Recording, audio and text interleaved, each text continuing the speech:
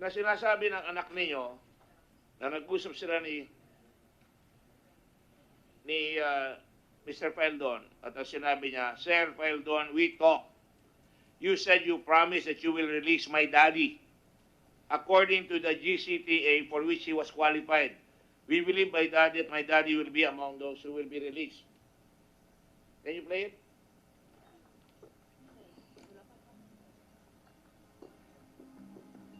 Absent, please.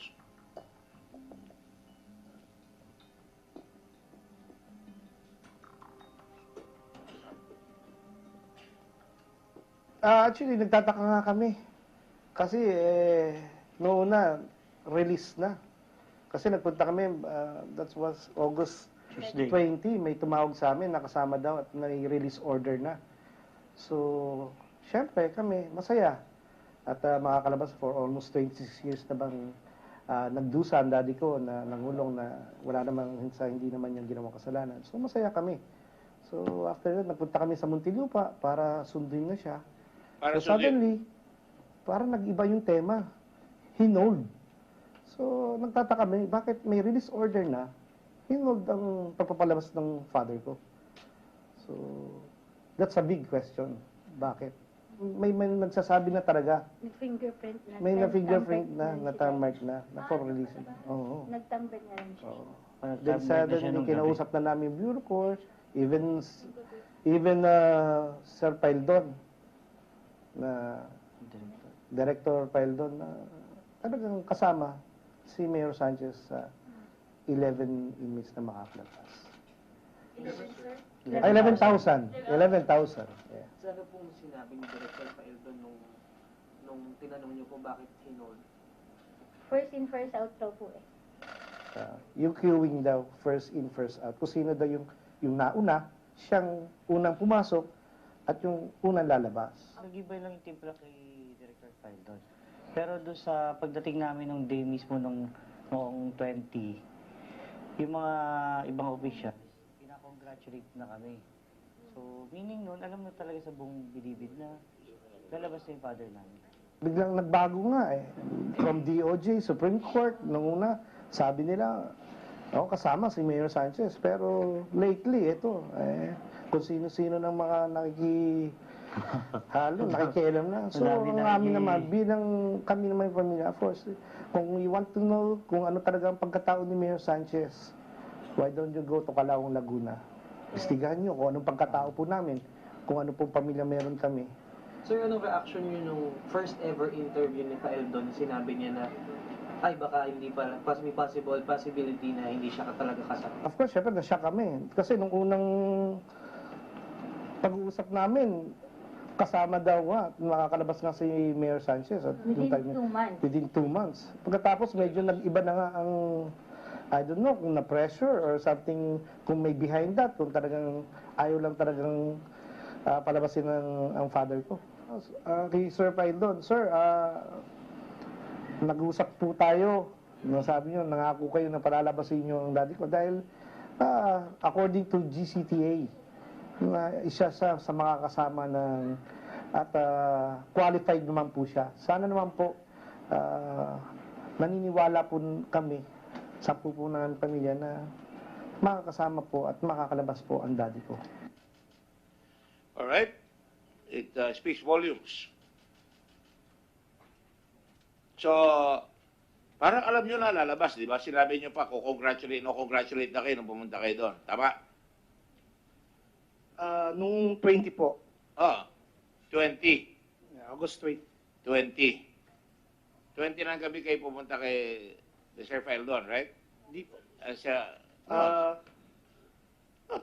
ng gabi. Pumunta muna sila ng 20 ng gabi. Di ba? Tapos sabi, natutulog na, bukas na lang. Kasi wala po ako doon. Bali, yung mga sister ko po, bali umuwi na po kami. Umuwi kayo. Tapos sa 21st, iba na. 20. Iba na po. Alright. Pero sinabi nyo, nag-usap na tayo eh. Hindi, kaya nga po yung nag-usap po kami nung August 21. Kasi nga po, pumunta nga po kami sa office niya.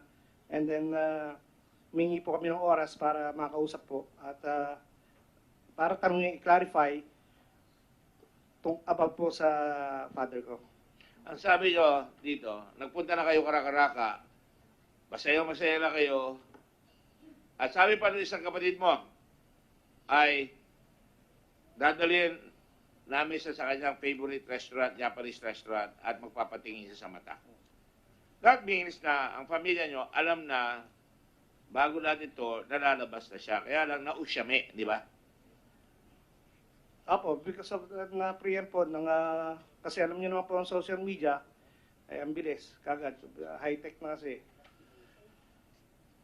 Alright, ang tanong ko sa iyo, alam na ninyo, yun ang lumalabas sa interview nyo, lumalabas na nakikita namin dito, at sino talaga ba ang nakausap nyo? Hindi nyo sinasabi kung sino ang tumawag sa inyo. Basta walang number. Parang napakahalaga nun. Dapat itatago ko na yun. I-screenshot ko na yun, tumawag. Alamin mo, sino ba ito? Diba? Your Honor, ako po ang naka-receive po ng text.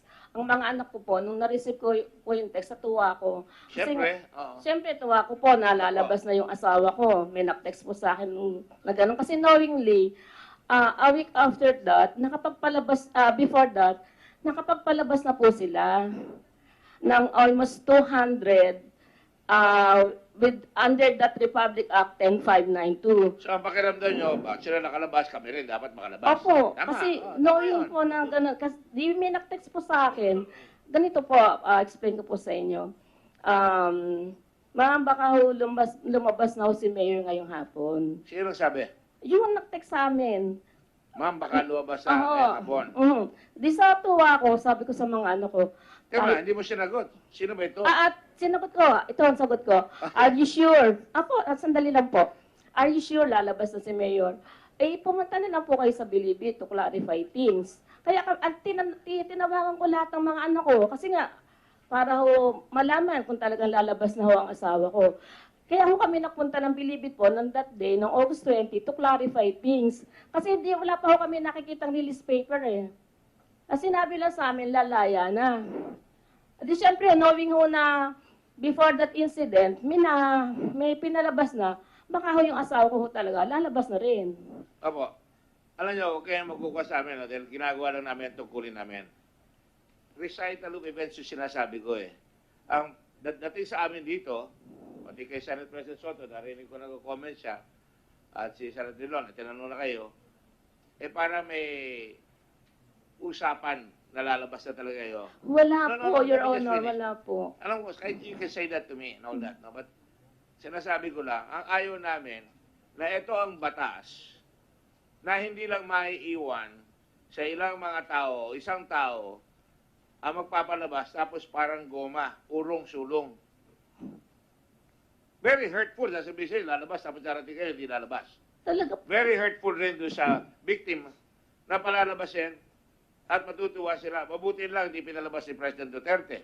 Di ba? Yun ang sinasabi nila. Pero ang lumalabas ka, ayaw namin na ang batas dapat merong patakaran yan ng good conduct. Kanina siya, sabi ni Senate President Dillon, ano ba ang rason kung bakit niyo binigyan? Sa karpeta, panay mga negative ang lumalabas. At sinasabi rin ni Secretary Paildon na sa kanyang view, noong nakaraan, may kubol, palagi na sinasabi yung kubol, foul.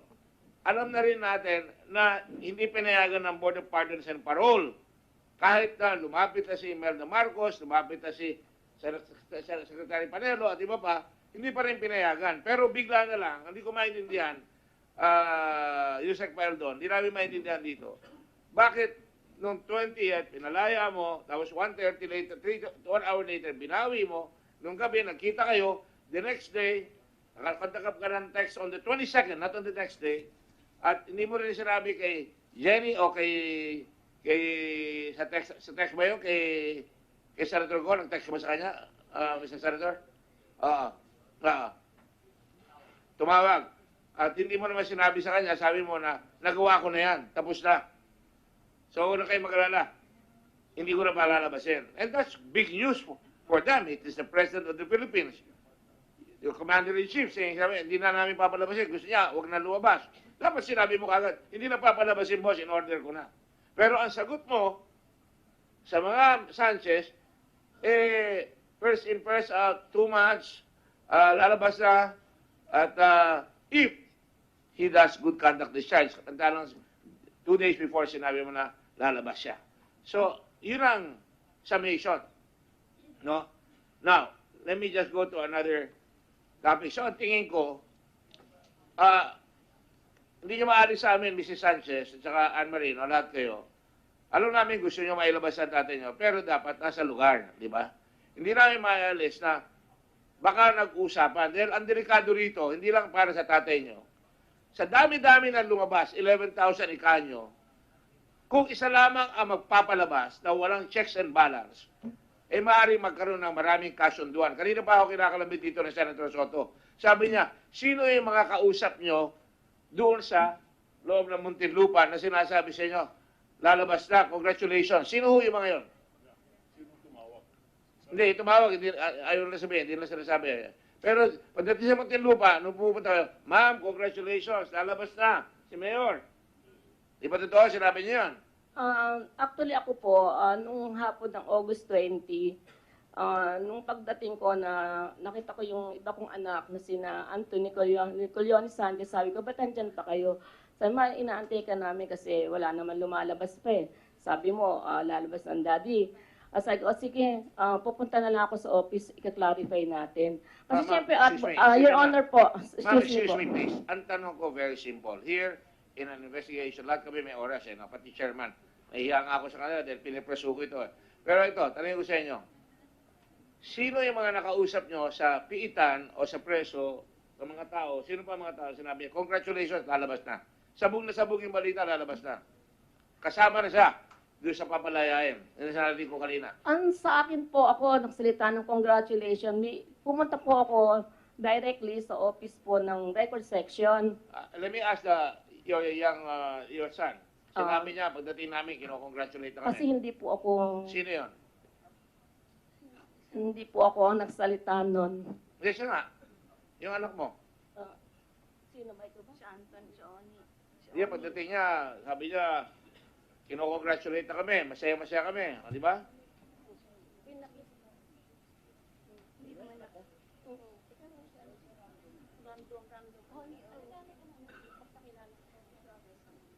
Pwede ko ulitin yung tape. Anthony, si Anthony ka ba? Yes, sir. Sumumpa ka na ba? Yes, sir. Not yet. Oh, can you raise your right hand? Do you swear to tell the truth and nothing but the truth to help you God in this inquiry? Yes, Your Honor. Okay. Sinabi mo doon sa TV kanina na masaya-masaya, nagpunta na kayo, kinokongratulate na kayo ng lahat, di ba? Yes, sir. Oh, sino yung mga sumalubong sa inyo? Mga gwardiya ba yun? Your Honor, doon sa Muntinlupa kasi. Sorry. Random yung mga persons, random yung mga tao, yung mga officials, hindi namin sila kilala.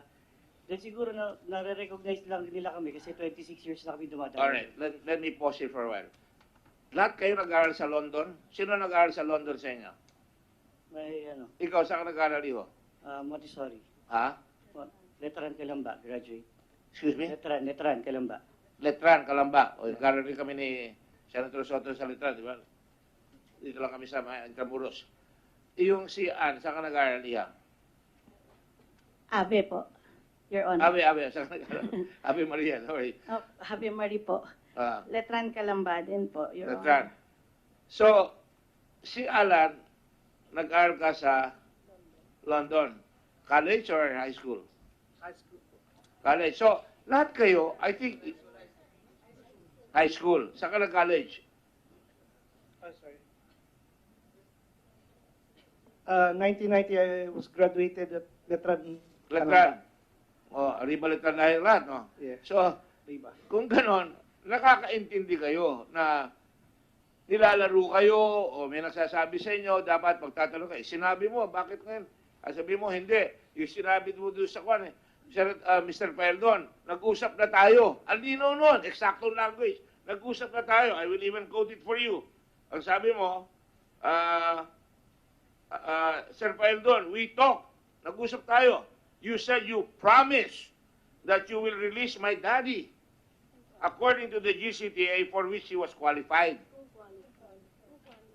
We believe that my daddy will be among those who will be released. Ang dami. Kung ipapars ko yan,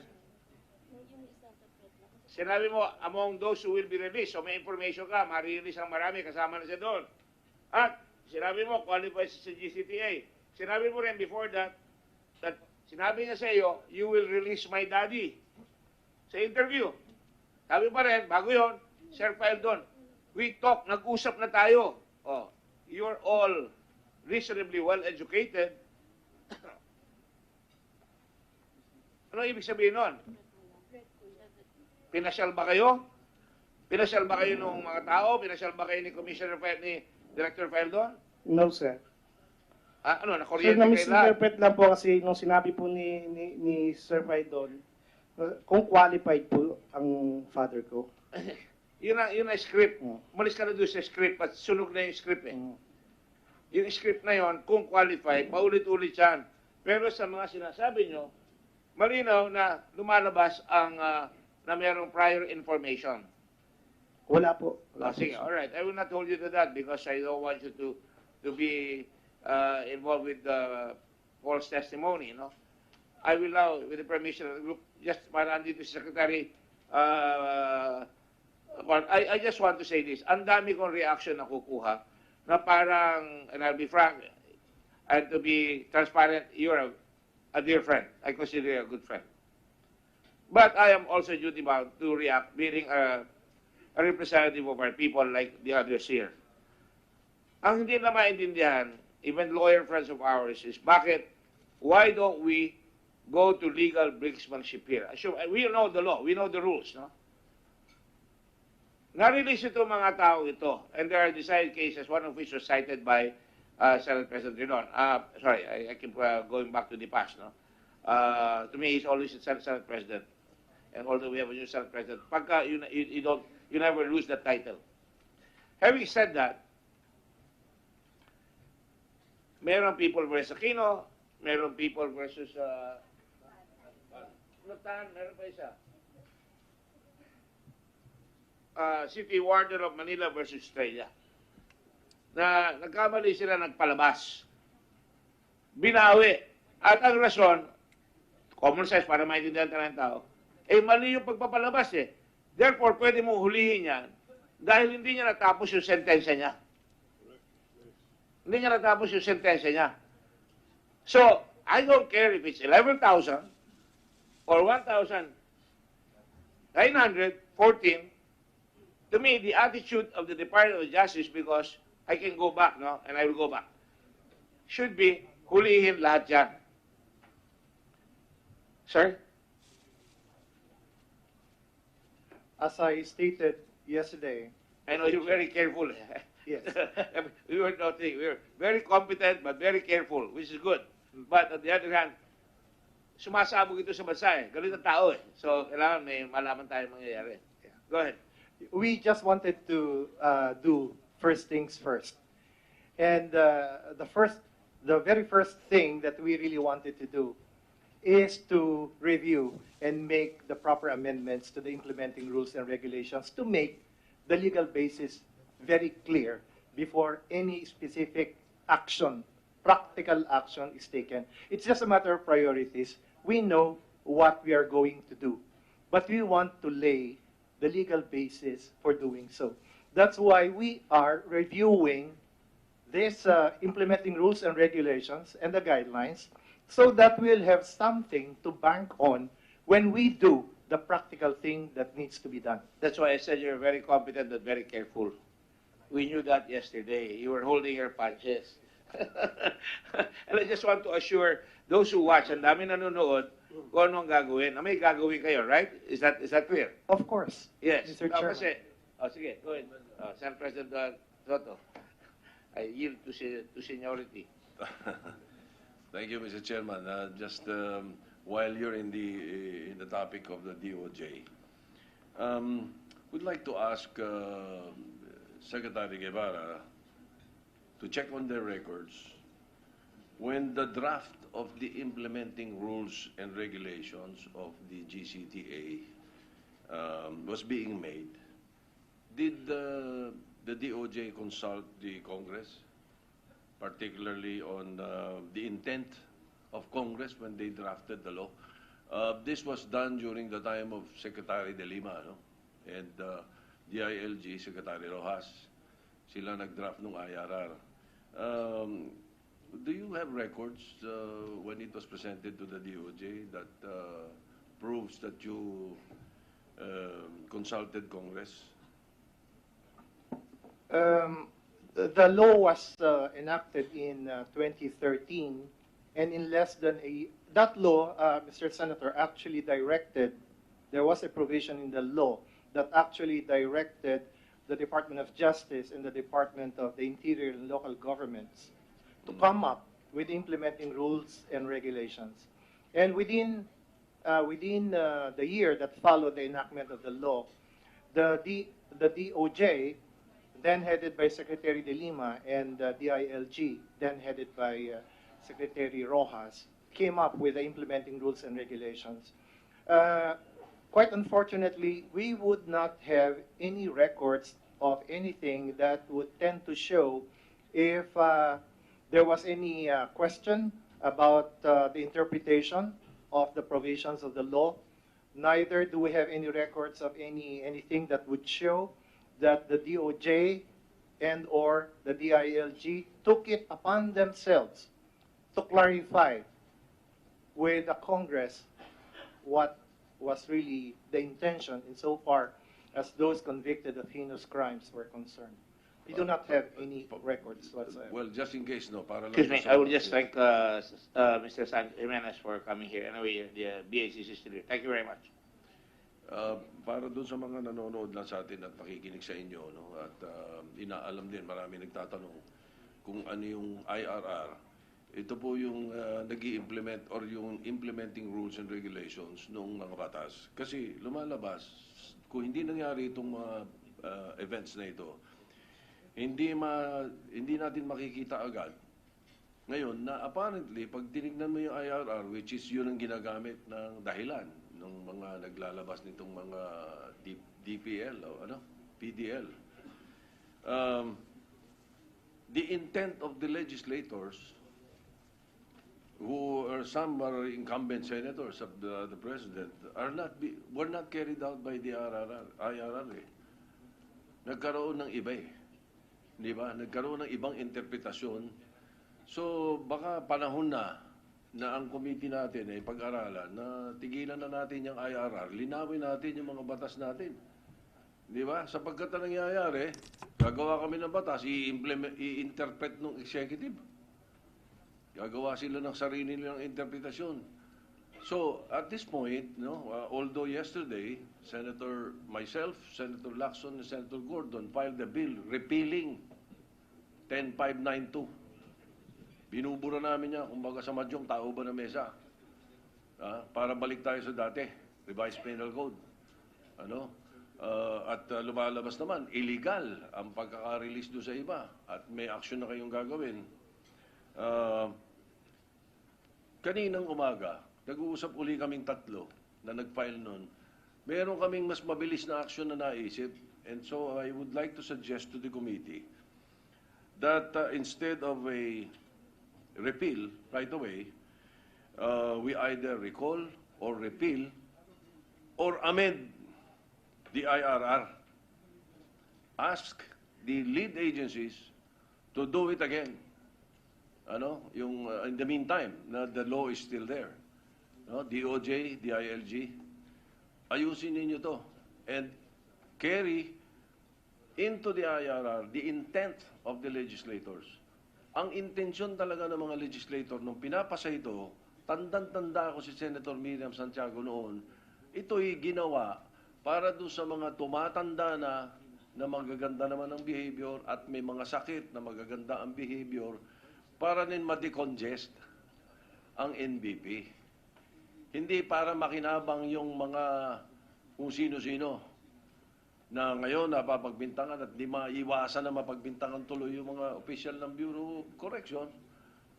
Dahil mayroong mga hindi magandang record, yung isang namatay na napatay, involved pala sa 400 releases. Hindi mapagbintangan na nagkaroon ng lagayan. So that is the suggestion that he would like to give to the committee right now.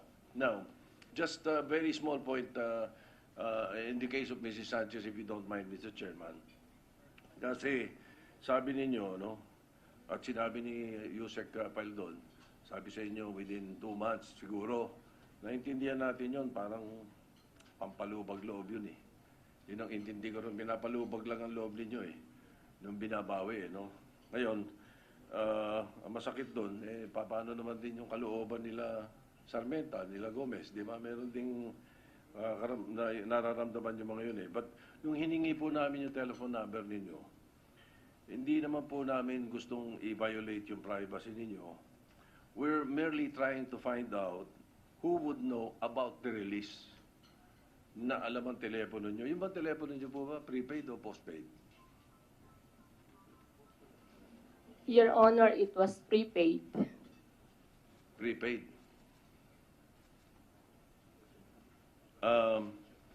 Ito pong, may I ask the Sergeant at Arms to, or the page to give this to Mrs. Sanchez? Kanina pong telephone number to?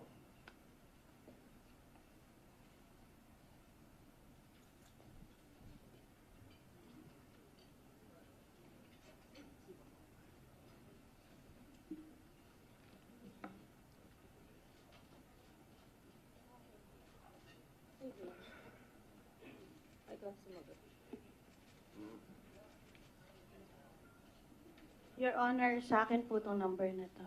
Po, Sa akin po. sa'yo yan.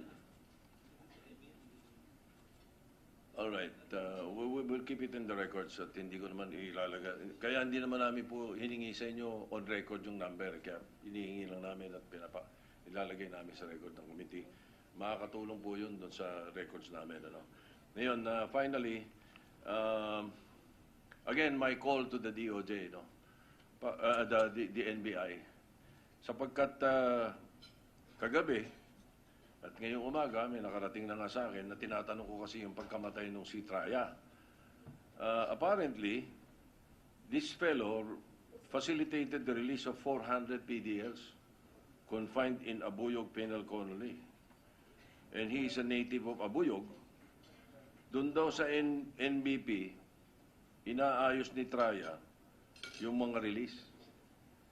And allegedly, nagbayad daw itong si Traya sa mga NBP officials para makalaya yung ibang PDLs. So, hindi nakakapagtaka ngayon kung mag-iisip yung iba, bakit hindi nga nakalaya? So, masyadong maraming alam itong si Traya. In-assassinate. Patay. Perhaps the National Bureau of Investigation could include this in your investigation. Huh? You are so directed by the chairman. Thank you, Mr. Chairman. Thank you. Thank you. I will, because of, again, and I will ask Senator Rinal, because we're pursuing a point here that we don't want to drop. And I will go back with the Secretary later, just on a very short matter, then we will proceed with the role of, we'll have Senator Bato and Senator Senator Tolentino. No, Senator Bato, then Senator Tolentino, Senator Go, and then Senator Subiri. Go ahead, please. Yeah, just very quickly, thank you, Mr. Chairman. Mrs. Sanchez, doon po sa kasong kung saan nasintensyahan ang inyong may asawa, noong pagpaslang at paghahasa doon kay Eileen Sarmienta at saka kay Alan Gomez, sinabi po ng Korte Suprema ay dapat magbayad ng 12,671,900 pesos si Mayor Sanchez. Ito po ba'y nabayaran nyo na? Your Honor, hindi po. May intention ba kayong bayaran ito? Lagi po namin sinasabi. Sorry? Your Honor, lagi po namin sinasabi, laging paulit-ulit po namin sinasabi, bakit po kami magbabayad? Wala naman pong kasalanan ng aking asawa. Ay, hindi, pero sinabi ng Korte Suprema, may kasalanan ang asawa nyo. At yun po ang tinatanggap ng buong sambayanan, ang hatol ng Korte Suprema. Kasama sa hatol, yung 12 milyon na sinabi ng Korte Suprema, dapat bayaran ng inyong asawa. Wala kayong intensyon bayaran ito? Actually, Your Honor, wala po kami talaga intensyon. Wala kayong intensyon? Opo, kasi po, ako po Never mind, basta wala kayong intensyon. Okay. Ngayon, kasi po, nagsasabi po ako ng totoo. opo. Yung sinasabi po nilang araw, pecha na sinabi ni Ray, si Eileen at pinatay si Alan Sarmenta, Alan Gomez, nasa amin po ang asawa ko, kasama ko po ang anak na si Konsehal Abby Mariton Sanchez. Okay. Sinabi nyo rin yan sa husgado, ngunit hindi naniwala ang husgado. Yun So, nga po. tapos na po yan. There must be an end to litigation. Ngayon, sinabi nyo na ayaw nyo bayaran yung 12 milyon na hatol ng Korte Suprema. Ngayon, yun po, kahit humihingi kayo ng pardon, humihingi kayo ng executive clemency, humihingi kayo ng pabor, pero ito ayaw niyong bayaran. Ngayon, I will address this question to Secretary Guevara. What is the remedy in case this accused will refuse to pay what was awarded as civil damages in this case? You have, as Secretary, as a prosecution, you have control over the criminal case. What is the remedy under these circumstances? Would a writ of execution be valid? Mr. Senator, this is obviously referring to the civil aspect of the case. So there is a judgment rendered by the court which has become final and executory. So the proper remedy would be for the issuance of a writ of execution. The writ of execution. Will you now instruct your prosecutors to move for a writ of execution from the trial court in order that a writ of execution can be issued and levy on the property of Sanchez family? The prosecutors of the DOJ handle solely the criminal aspect of the case. So I suppose that the private prosecutors, if any, who handle this case will have... We can debate on that, Mr. Secretary. But just as a matter of policy, your department has full control. The fiscal has full control over the proceedings. And even if the civil aspect, you cannot just go to court and ask for execution without the concurrence, at the very least, of the public prosecutor. But that is, assuming that I am wrong and you are correct, wouldn't justice dictate that your prosecutor should move for the issuance of a writ of execution for the Sanchez family to pay 12,671,900 pesos, which is already final and executory? As a matter of policy, as a matter of justice. As a matter of justice, yes. Okay. As a matter of legal, yes, okay, as a matter of justice, yes. Yes. Will you be serving justice by directing your prosecutors now to file a petition for a writ of execution? Not to order them to file a motion for writ of execution, but as I said, this is debatable, Mr. Senator. as to the matter of- What is wrong with the prosecutors moving for a writ of execution? Let the court deny it and say it is the counsel for the private complainants who should do it. But you should initiate it as a matter of justice. Would you agree?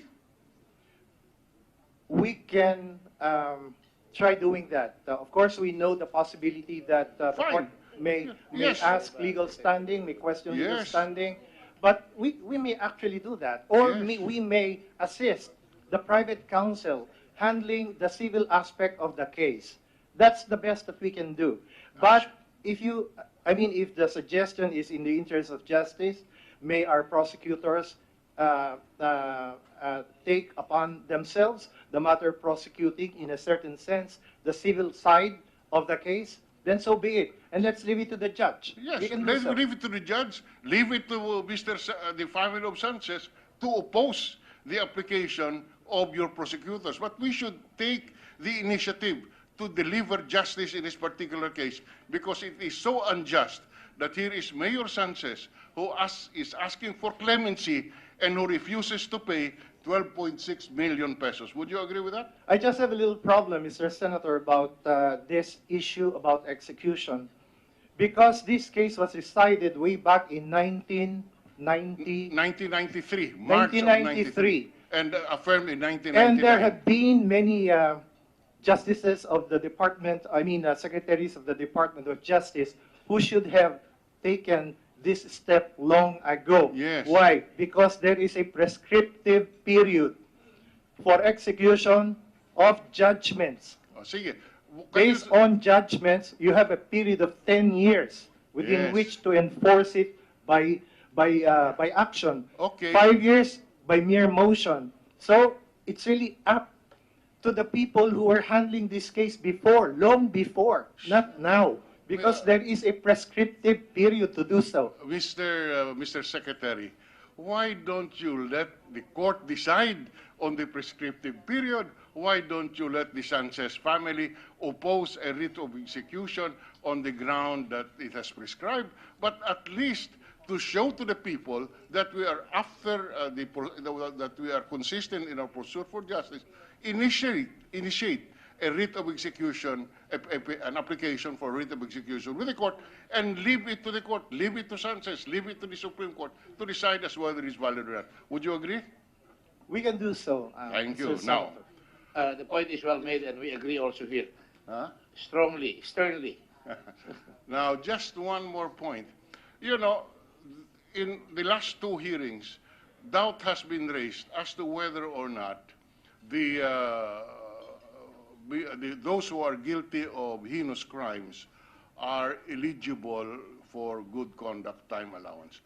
But there is no dispute that you are supposed to approve the releases of those prisoners convicted of heinous crimes. Is that correct? Under the Bucor Act of 2013 and under Department Order 953.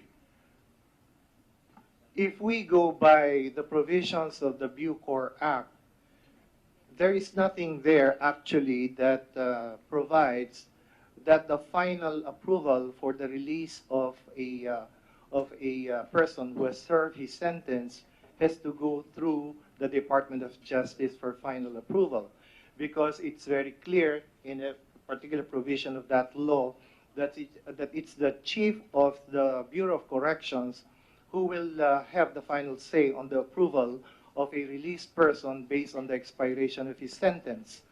But there was this department order. It's a department order, Yes. not really part of the law itself.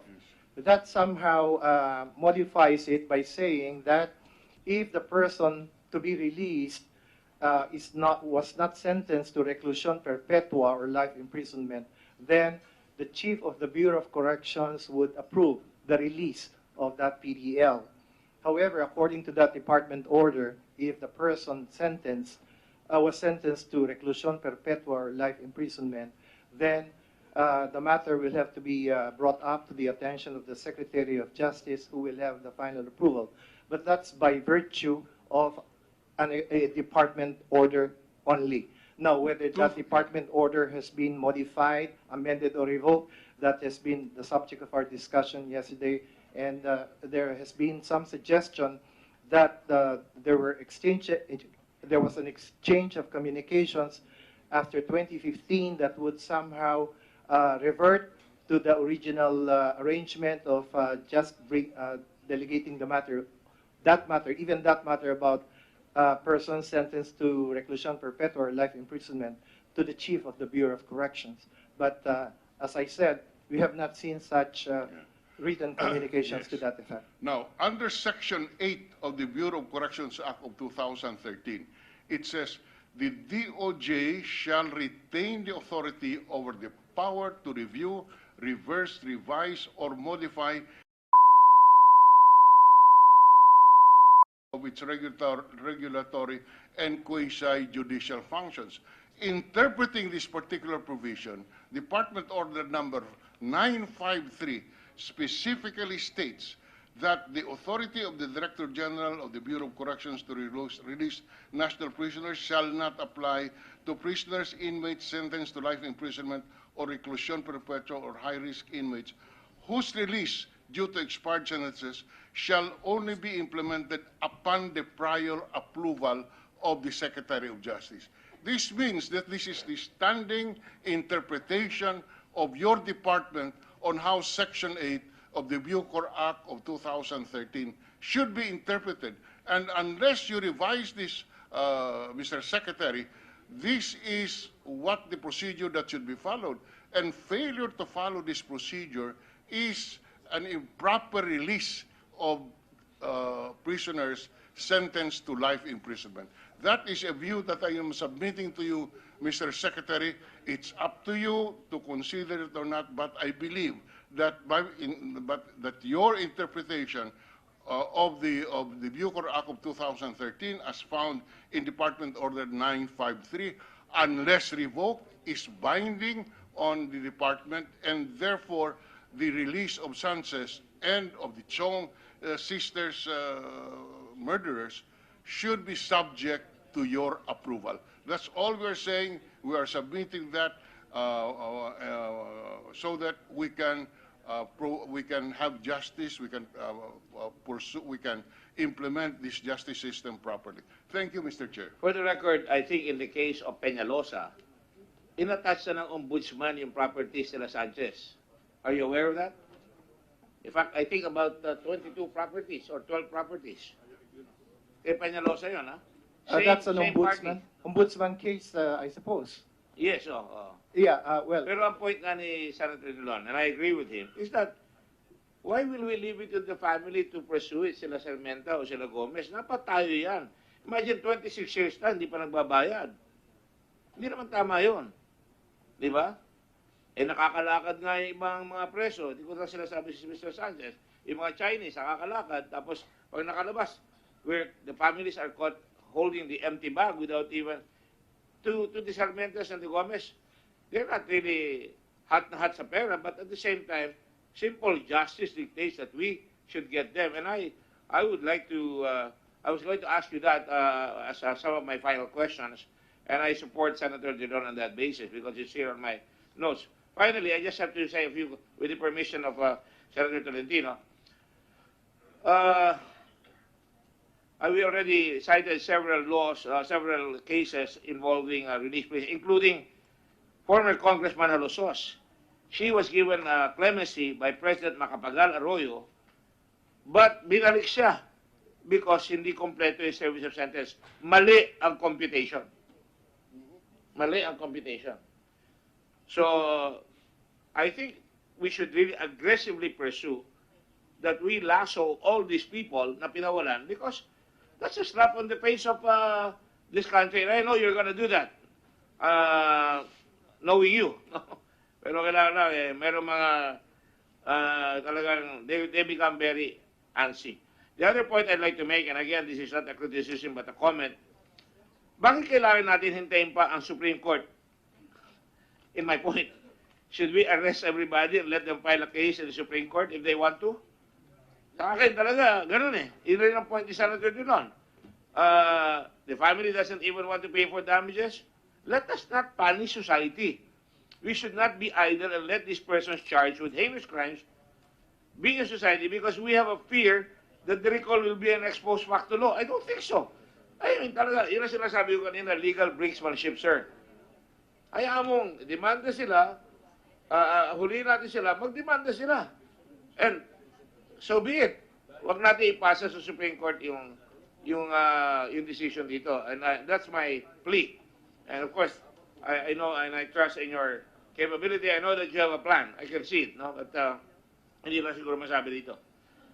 Now, may I ask you a personal question now? Do you agree with what I said? Because sumatawa ka. Yes, we have a plan, but Thank you. I know that. I just want to be sure because baka sabihin na nagkukutsaba tayo dito. I just have two final questions. and this is not personal, Mr. Faldon. No? You are the chairman, you are the Secretary of Justice. You have administrative supervision. Ang hindi ko maintindihan dito, and sinabi nito ni Senator Soto kay Senate President Soto, and I agree with him wholeheartedly, we make laws here. Pag dinawaan na sa IRR, napapalitan yung batas. Many times. Even my bill on, so magagalit na mga ibig sa akin, pero okay lang. Yung plates, keso, katulad siya, binaril nga yan si Traya. Riding in tandem na naman. Walang plaka, o maliit yung plaka, hindi mahuhuli. O, hanggang ngayon, hindi pa natin nahuli. Hinihintay natin yung IRR. I don't want to quit. The other day I said, the tragedy of injustice is when the people seeking justice gives up. We cannot give up. We cannot make the other side win. Now, I ask you now, as Secretary of Justice, shouldn't Secretary Faldon, Undersecretary Faldon, shouldn't he have consulted you regarding the release of all these people because you are his boss? Instead na, nakakatakot talaga na siya lang, kahit na pa sinabi doon sa batas na siya lang, sa rules and regulations, may department order in 953, dapat nagkukonsulta siya para we don't end up in this fiasco. And so, I'm calling you down on that aspect. I'm sorry, but even as a friend, this is, wala naman ko dito, this is a very objective handling. I just want to make sure that the Secretary of Justice, and we had a big fight here on whether, who has the last say, OSG or the Secretary of Justice, and I think that bill that was presented here by the administration, we approved that bill, OSG, complete, lahat ng request. I think na-veto yan dahil may naglabi na dapat OSG may sarili in the Department of Justice. This is precisely why we want to make sure na ang Department of Justice, ang boss when it comes to that. Isa lang ang magsasabi, isa lang ang magkukumpas. Now, kung may say sila Faldon o kung sino man dyan, I think that will really be a sad day, and it's already, we're having sad days because of that. Don't you agree? And I really would have preferred if the matter was consulted with the Department of Justice. No, but I think insofar as Commissioner Faldon is concerned, in the future, dapat lahat ng Bureau of Prison, pending this suspension and the setting aside of the IRR that Senator President Soto suggested, I suggest that in no uncertain terms, in spite of the 953, in no uncertain terms, that must be clear already. Otherwise, you're going to have all these problems. Now, my final question, two actually. The law says, and the IRR says, dapat may computerization. Again, this is an empty law. Sinasabi nyo, meron na. That is my lament in government. I've been in government for a long time, and my staff knows that. All my staff, all the departments. When you are saying, ginagawa na, present progressive, palagi ang sagot, hindi natatapos. Now, hindi po ba simple-simple, and I would like to show you Iowa, na kung merong computer, Iowa is a state in the American Union, nakalagay lahat kung sino nakakulong, kung ano record niya, kung naparoon na siya, and it is available to the public. That is part of our, to specify na hindi na makapakailam yung IRR, and since you are about to have the budget of the Department of Justice here, gusto namin isama na yan para magkaroon na talaga na hindi na mangyayari ito dahil makikita ng mga biktima, makikita ng mga kamag-anak, hindi na sila magre-rely on hearsay o lalabas na yung asawa nyo. Nakalagay doon kung sino ang naka-apply at kung ilang taon na at pati computation di magkakamali as in the Halosos case. So kailangan magawa na po yan. Eh hindi ginagawa. In my book, in the Blue Ribbon, that is malfeasance, non-feasance, misfeasance on the part of the DOJ, the Bureau of Prisons, the BJMP. Can you imagine, sir, lahat na nakakulong sa mga lokal. Kaya nga ginawa itong law na ito, lumalampas sa maximum sentence na ando pa, nabubulok. Eh kung merong iyan nakalagay even sa local, meron silang computer, in public, makikita, hindi mangyayari yan. So it seems so logical, so easy to do. Why are you doing it? Is it a case of budget? Or is it a case of ayaw malaman? Because I keep hearing my fellow senators say, malaking pera yan. Pagka nahawakan ng isang tao yung isang malakas dyan sa loob ng preso, mag-good conduct time allowance. At hindi lang ito nangyayari sa panahon ni Yusek Paeldon. Nung araw pati, nilalakad yung mga napapardo ng Pangulo. Yung nakukommute ang sentence, may lakaran yan. Alam ko kung sino lumakad doon sa commutation ng pumatay sa father ko. I am not going to be helpless, and that's why we have to have this statistical data, digitization of our laws on penology here para alam natin, at pati na nga rin doon sa Philippine Statistical Authority, pag may namatay, alam kagad ng PhilHealth para hindi sila magdodoble bayad. This is the era of information technology, and we should have this. Don't you agree? I certainly agree. As a matter of fact, if I'm not mistaken, part of the budget request of the Bureau of Corrections has something to do with the management information system or their computerization program. But it's taken them so many years. 2013 pa ito. 2019 na ngayon. I guess they have an existing MIS except that Hindi ginagamit. well, I'm not too sure whether it's fully exploited or there are suppliers who that need Narinig to. ko kanina pa, Mr. Secretary, sorry ha. Narinig ko rito. Now I approve, in an hour I disapprove. Di ba yun? Pag kami approval, malalaman agad. Di ba? Pag nalaman na yun, then madadali yung madadali. So, that is my plea na dapat magawa yan, and I hope I wish Senator Angara was here because the budget is going to be raised. I certainly will support that, and I will even suggest that. I just need your help kung magkano yung kailangan dyan. Di po ba? Yan ang nakalagay, yung computer template and manual, the Bucor, BJMP, and provincial jails. Dapat sabi niyo City Jail shall design and use a computer-generated or automated template to monitor the progress of detainees or prisoners convicted by final judgment capable of incorporating time, allowances that may be granted to each of them. In addition, a written computation table or manual preventing imprisonment or service of sentence incorporating time allowance shall be prepared and used as the primary official reference by the Bucor, BJMP, and provincial jails. At the same time, Mr. Secretary, I would suggest that you monitor monthly that the Bucor submit to you hanggang sa buong system yung mga monthly na lalabas o sinasuggest ng lalabas para hindi biglang bubukol 11,000 lumabas tapos ngayon hahanapin natin gagastos. Tama yung tanong kanina kahapon ni Senator Lacson, magkano ba ang ginagastos sa atin para mahuli ito mga drug pushers na ito na Chinese tapos mawawalan lang. So to my mind, napaka-importante nitong system na ito para talaga ma-prevent yan. Ano po?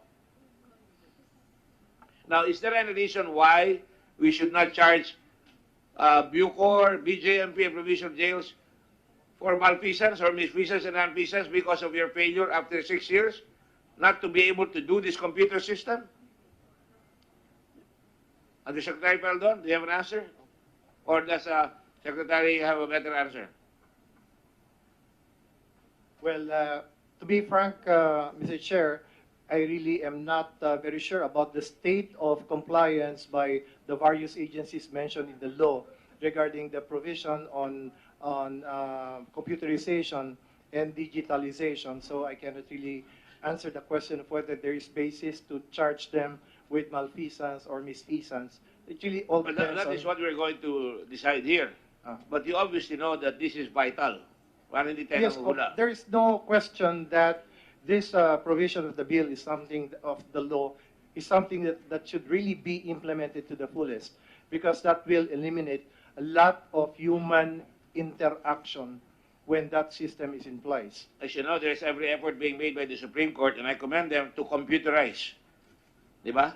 Para alam natin lahat ang cases. In fact, I even have a bill na lahat ng police cases malagay sa isang computer para alam kung saan court lalabas yan. In fact, one court in every province should be dedicated to police cases para nalalaman ng tao, para may nalalaman natin kung ano nangyayari. Or for that matter, the computerization should include hindi pa nagbabayad ng danyos perwisos itong mga tao pumatay na ito. And therefore, it is behooves the government to protect the people that were killed para sa ganun, babayaran naman yung mga tao.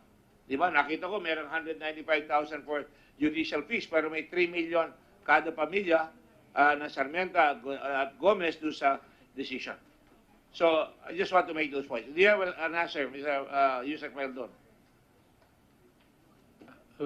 Concur with the Secretary's answer, sir. And in addition, we have a limited computer capability at the Bureau right now, minimal to the records monitoring of the PDLs.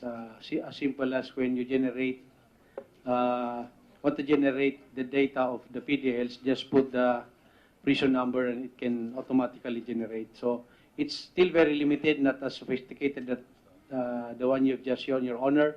But I will review the ISP of the Bucor if it has program to implement similar computerization, Your Honor, and recommend to. But you agree it can be done, right? Yes, sir. It can. It will be done.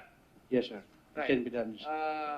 Now, just one final question, whether you're trying to get do sa Supreme Court decision, ma'am, sino po yung Elvira na mistress? Huwag kayo magagalit sa akin, ha? Lumabas sa Supreme Court decision, public record yan, na yun ang ginamit na alibay ni Mayor Sanchez, na nandun siya nung nangyari yung kay, Eileen at saka kay Alan. I was the one. So, are you the common law wife? Yes, I'm the common law wife for Well, the dapat doon sinabi nyo kanina, kasi medyo nalito ako, no? So, let the record state that Elvira here is the common law wife, and in the Supreme Court decision, which we all read here, nakalagay kayo anak doon. And that is why, I'm sorry, I have to ask that question because kailangan lalabas sa atin, eh. I'm also sorry na I have to cite all the lobbying effort that you made because when we get a record here, we have to act on it. Kaya nga, nakita ko may record, may nagsasabi, pati nga mama ni Senator Amy, sinabi ko, para malinaw, wala tayong tinatago. And I think they don't mind because natural naman sa mga ibang mga leaders natin na nagre-recommend dahil ilang kultura natin. So having said that, Mr. President, just one very quick question from Senator Lacson. Thank you, Mr. Chairman. With the permission of our colleagues, before it escapes my mind, because I forgot to ask this follow-up question to leave for another committee hearing. You said that you transmitted this address to Yusek Faildon. Since you have transmitted officially the release order, there must be an official recall. Do you have that document recalling that order? I verbally instructed my staff to stop the process and recall the papers, Your Isn't it Honor. a correct procedure that when you officially transmit a document, it necessitates an official recall of that document? You cannot just do that verbally. That's all, Mr. I did it verbally, There's Your none. Honor. There's none. There's none. I did it verbally, Thank Your you, Honor. Mr. Chairman.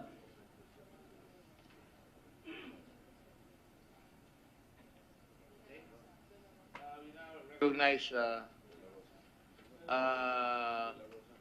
Honorable Ronald de la Rosa, better known as The Rock. The Rock ba o The Stone? The Rock. Bato na lang, sir. Para... A rock is bigger than a stone, no? Yes, sir. Thank you, Mr. Chairman. I just would like to ask Yusek Paildon, yung bang na-release mo na 4 na drug lord na andon ngayon sa BI, Bureau of Immigration, General Morente is here.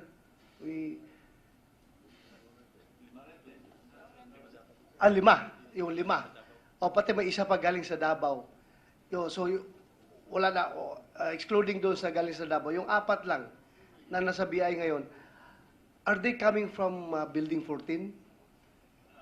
I would like to, the late Commissioner Morante just arrived, so I have to put him on the road.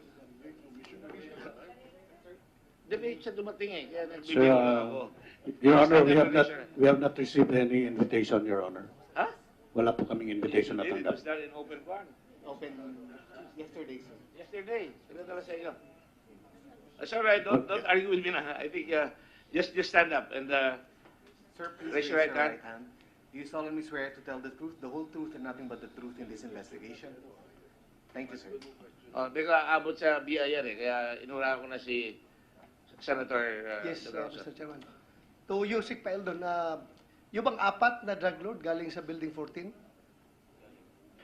I was just informed, Your Honor, that they did not came from Building 14. It's from the Building 1D, Your Honor. The inside maximum, Your Honor. Mabuti naman. Kasi, just in case, ma-approve by this body, yung sinasabi ni Senate President kanina na we will move for the recall of the IRR at ibalik sa DOJ at DILG para baguhin in accordance to the spirit na gusto ng mga, yung intention ng mga legislators na nag-craft ng law na yan. I would suggest to SOJ na sana isama nyo doon, sir, na once nasa loob ka ng Building 14, you are not eligible for GCTA.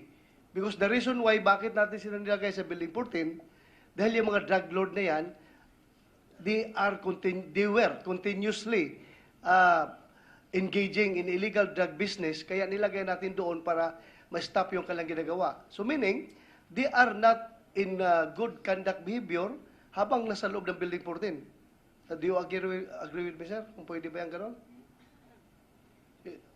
We can consider your suggestion, Mr. Senator. Thank you, sir. At isang punto rin na gusto kong klaruhin, yung sinasabi ni Yusik Paeldon na one of the basis bakit niya pinahold kasi yung he suspected of bad conduct. Bad conduct. Yung pagtira doon sa kubol. Klaruhin ko lang,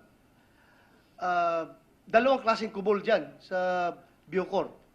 Ito yung luxurious kubol na noon, nandoon yung mga drug lord at pinagigiba na noong 2015. Right now, mayroon pa rin tayong mga kubol dyan, but ito yung mga talipapa kubol na kawawang-kawawa talaga. Baka ito yung ma-misconstrued, na kubol pa rin. Pero, baka mamaya sabihin naman na saan ka nakatira? Sa kubol, sir. So you are not, you are violating prison rules. So hindi ka eligible for good conduct behavior. Klaruhin natin dahil this will become double whammy doon sa mga priso na nakatira sa kubol. Because of government's inadequacy to provide decent and comfortable living quarters doon sa ating mga priso. Dahil yung bilibid na yan, that was designed to accommodate only about 12,000 prisoners, right? PDLs. And right now, 10,000. And right now, it is housing 36,000, I think, 26,000. During my time, it was almost 30,000. So you can just imagine the density of people cramped into a very small compound. Kaya, makita natin, pag gabi, umiikot tayo, pag taps, iniikot ko yan, pinapaslightan ko yung mga tao doon kung saan natutulog. For Diyos por Santo, makita mo yung mga matatanda, natutulog na lang sa kalsada, natutulog sa basketball court, natutulog doon sa tennis court, kasi wala na talaga silang mahigaan. Kaya kung sabihin mo na yung kubol, magiging using kubol is ground for bad conduct, unfair yan sa kanila dahil because of government's inadequacy, sila ay nag-resort to living a kubol. Gumagawa sila ng mga makeshift doon, pero hindi na ito yung mga luxurious kubol na gamit ng mga drug lord. So yun lang, gusto ko lang maklaro. Yun lang po, Mr. Chairman. Maraming salamat. Thank you.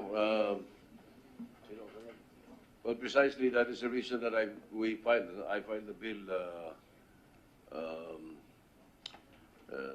creating or establishing a different penal institution. I think Senator Subiri mentioned it yesterday. Para matiklag natin yan. And of course, ibalik natin, addressing it to the DOJ, o gawin natin regional. There is already a study, and you know about this study, I'm sure. I've had it for many years already. The study says, pag kinulong mo ang isang preso at hindi na dinadalaw ng pamilya, doon nag-uumpisang magloko. Doon nagiging salbahe, sumasali sa mga gang at kung ano-ano. Pero pag binibisita, paano bibisitahin kung nakakulong sa Muntinlupa ang pamilya taga Sultan Kudarat? Ang pamilya taga Bacolod? Kaya, I think it's about time, Secretary Guevara, gawin nyo ng regional talaga. Do it. At ihiwalayin nyo yung mga heinous crimes and drug traffickers in an island somewhere near or in the West Philippine Sea. Anyway, the chairman is back. I think the next one is Senator Tolentino.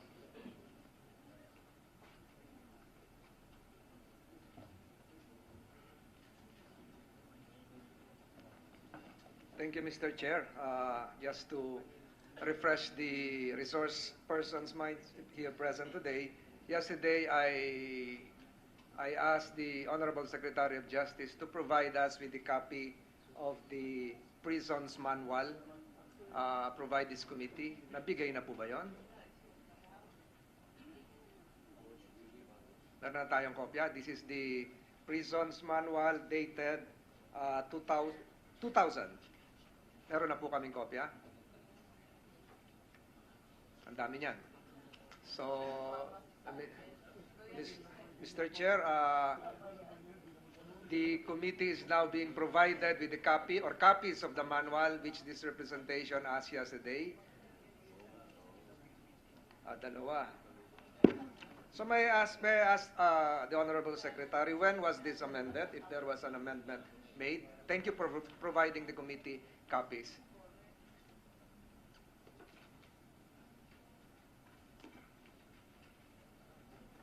My understanding, based on information provided by the Bureau of Corrections itself, is that this Bureau of Corrections operating manual has not been modified or updated until the Uniform Manual on Time Allowances and Service of Sentence was formulated and published in 2017. 2017. So ang sinasabi niyo po, Mr. Secretary, alam niyo po, kaya ginagawa ko to para makatulong din sa inyo, sa inyong kagawaran, maging sa Bucor. I'm sure you're referring to the new manual which is in our possession, yung uniform manual prepared by DOJ, DILG, BJMP, yun po ba? Okay.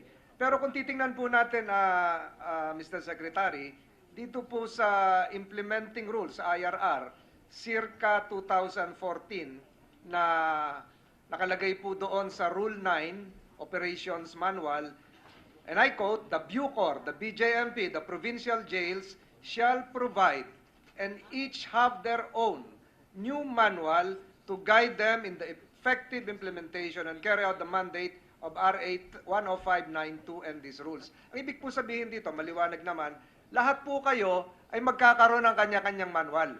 Ang lumabas po ngayon ay uniform manual. Tama po ba ako, Mr. Secretary? The Uniform Manual is the latest that we are aware of. Subalit, Mr. Secretary, hindi po nagkaroon ng kanya-kanyang manual itong lahat. Wala pong bagong manual ang Bucor. Tama po ba yon?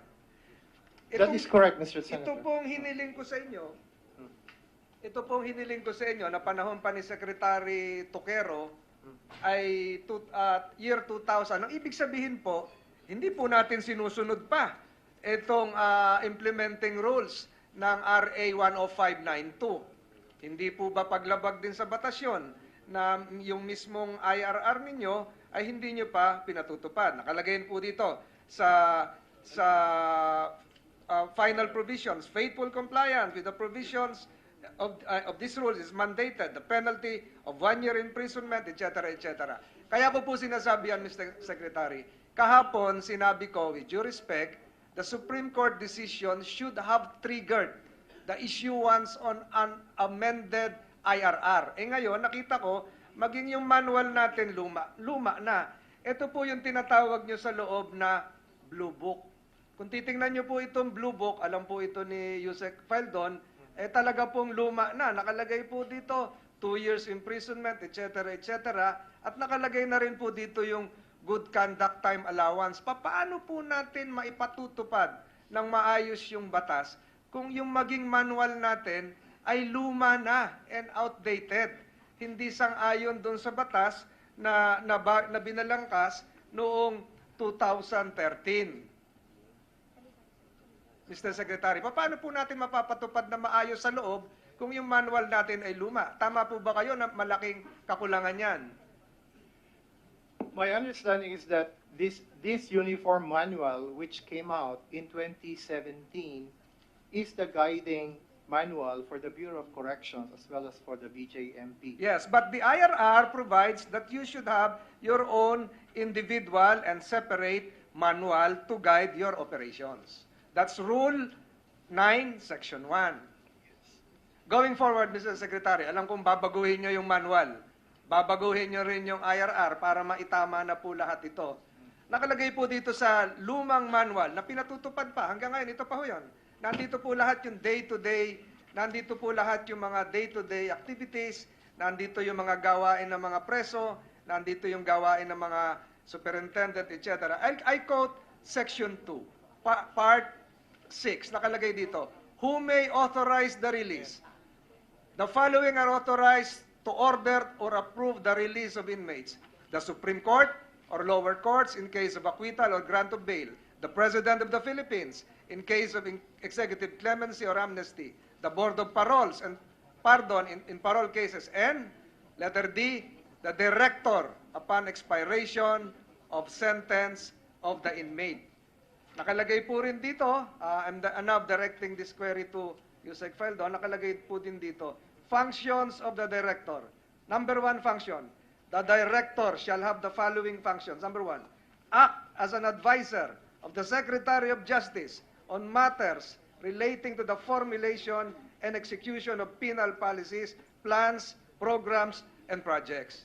Yusek Faldon, kayo po ang advisor ni Secretary Guevara in terms of what is happening doon po sa New Bilibid Prison. Ginagawa po ba natin to? I answer queries from him, sir, but rarely that I volunteer advices to the Secretary, siguro po, Your Honor. Yusek Faldon, I think we should review this. Yung functions po ng Director, nakalagay naman po lahat dito.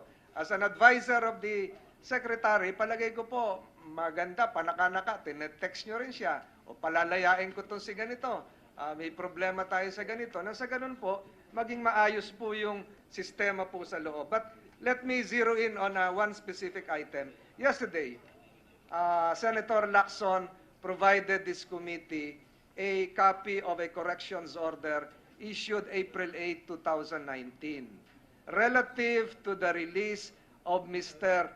Chen Chang, dated April 8, 2019. Alam naman po natin na yung petsang yon ay panahon ng kampanyahan, panahon po ng eleksyon. Are you aware, or is there anybody aware, coming from the side of Bucor, na meron po tayong Section 261 ng Omnibus Election Code? Ang title po nun, Illegal Release of Prisoners. Meron din pong COMELEC Resolution number 10429, Illegal Release of Prisoners from March 14, 2019 to June 12, 2019. Ito pong si Mr. Chen Chang, swak na swak po ito sa April 8, 2019. Hindi ko lang po alam kung ilan ang naging kabatch ni Mr. Chen Chang.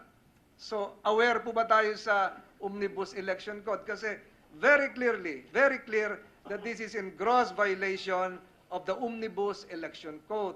And in parity with the revised penal code, it would appear that it would also violate Article 223, conniving with or consenting to evasion, 224, evasion through negligence, Republic Act 10592, failure to faithfully comply with the law, and the Omnibus Election Code as well. Ang tanong ko po, Mr. Yusek Faldon, aware po ba tayo sa Omnibus Election Code na bawal mag-release ng preso pag panahon ng kampanya? Yes or no lang po yun. No, Your Honor. So, ang mangyayari po dito, even if GCTA is involved, and this is my submission, Mr. Chair, while the law provides that it cannot be revoked, ang tingin ko po rito, when the GCTA was granted, it was in clear violation, willful violation of existing law, especially the election code. Therefore, it is void. Mr. Secretary of Justice, tama po ba yung submission ko? If it's against the law, then it is void. So, ang ibig sabihin po, lahat nung na-issuehan ng GCTA, nung panahong yon, and I hope, with due respect, Yusek Feldon, ilan po ba yung na-issuehan nung period na March 14 to June 12? And I hope this committee can be provided with the list. We will provide the Honorable Committee the list, Your Honor. We'll provide the list, Your Honor. So, hindi lang po ito si Mr. Chen. It's really a day-to-day releases, Your Honor. So my assumption right now is marami po sila, sir, including non-heinous crime offenders, Your Honor.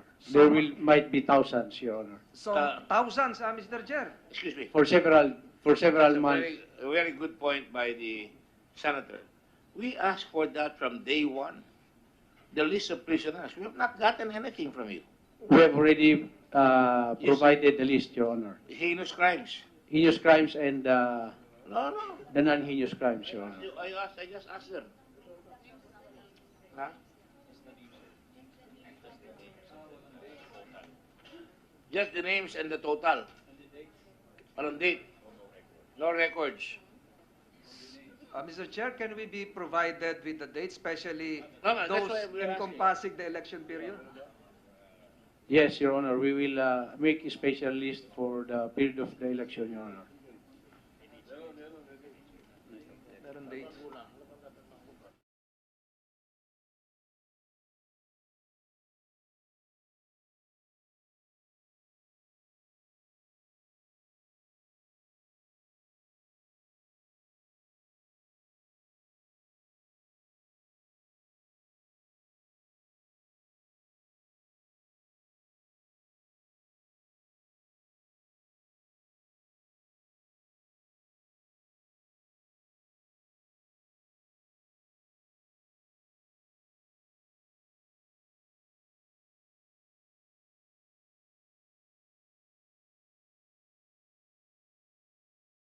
Especially to high-profile prisoners such as Antonio Sanchez, Chen Chichang, those convicted for the rape and murder of the Chong sisters, at the very least. Pero dapat dagdagan niyo yan. And the names of all the drug lords released. Submission of copies of their carpeta and all documents pertaining to the release. List of names of the 2,159 persons whose crimes were categorized as heinous crimes who benefited from GCTA. We will comply all of those requirements, Your Honor. Now, I have no recourse but to call another hearing. But anyway, we have to call another hearing because sabihin ko na sa inyo, we will have a TWG for all the bills that we're going to file in connection with this, including the Muntinlupa transfer, including the separate Supermax jail na in an island in Palawan or whatever it is. We're not decided yet. But this will all be part of that next hearing. So please make sure you have that because we cannot just look at it and say, eto na, we have to really review everything. Yes, Your Honor. Thank you. Mr. Chair, Go ahead. one last suggestion before I throw a question to the Honorable Commissioner of Immigration. Yung suggestions ko po kahapon para maayos talaga yung sistema ninyo. One, have an amended IRR. Two, produce separate manuals for Bucor as well as the Board of Pardons and Parole. Kasi circa 2012 pa ho ito. Hindi ko alam kung meron na kayong bago, 2000, after the 105, RA 10592. Suggestions ko lang po yan. Plus, Mr. Secretary, if you can provide, as insinuated yesterday, your wish list para maayos natin yung mga pending bills. Maraming salamat. Alam ko naman gagawin mo yan. Last question, Commissioner Morente. Yun pong mga napalaya na nasa inyong kulungan ngayon na foreigners, ano pong petsa po ang date of release at commitment po sa inyo? Pasok po ba ito doon sa election period? Sir, Mr. Chairman, the honorable members of the committee, from January to 16 August, Your Honors, we have 16 No, I'm referring foreign to the nationals. period, if I may interrupt you, from the period March 14, 2019 to June 12, 2019.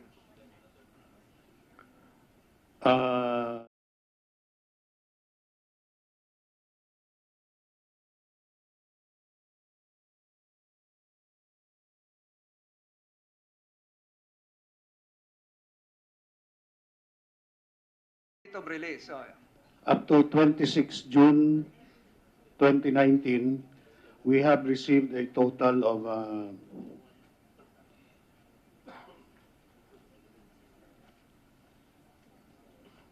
11 foreign nationals for deportation, Your Honor. Siguro From Bucor. mas maganda po, Mr. Commissioner, padala nyo na lang yung records kasi magkaiba yung turnover date at saka po yung date of release.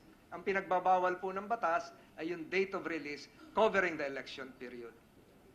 Yes, Your Honor. Ang sa amin po, yung turnover lang. But for the information of the Senate, of the 16, only one was deported, Your Honor. A Taiwanese lady who was deported just this August 29, Your Honor. I have no further questions, Mr. Chair. I yield the floor. Maraming salamat. Thank you very much. Those are very good questions and pertinent. I just have one very quick question before I call Senator Go. Yung bang pag dineport nyo, anong procedure nyo? Dapat i-turn over sa Chinese authorities yan, tapos itatry sila sa China, ganun ba yan? The procedure for the turnover, Your Honor, it's the Bucor will turn it over to the Intelligence Division of the Bureau of Immigration for biometrics, and then the Intelligence Division will recommend to the Commissioner for the acceptance. And then the Legal Division will issue the charge sheet for undesirability.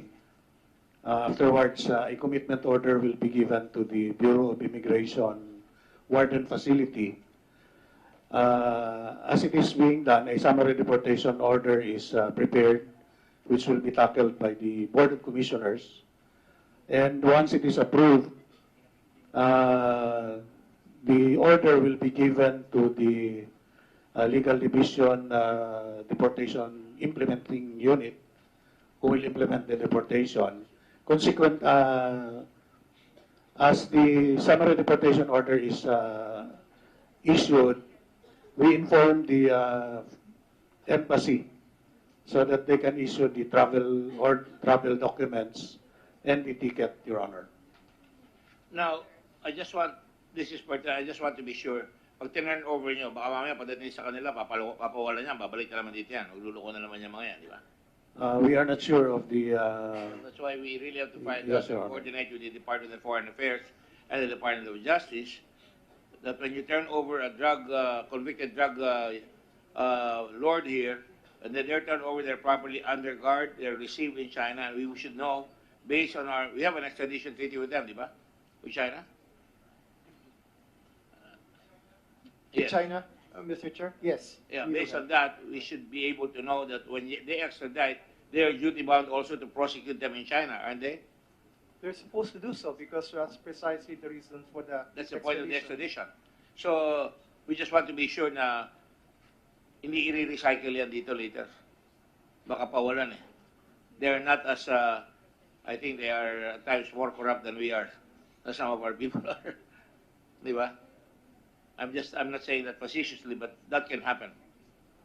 They will automatically be blacklisted, Mr. Chair. Of course, but we are very porous. Our islands are, anybody can get in. Senator Go is recognized. Are you going to ask questions? And then Senator Subiri.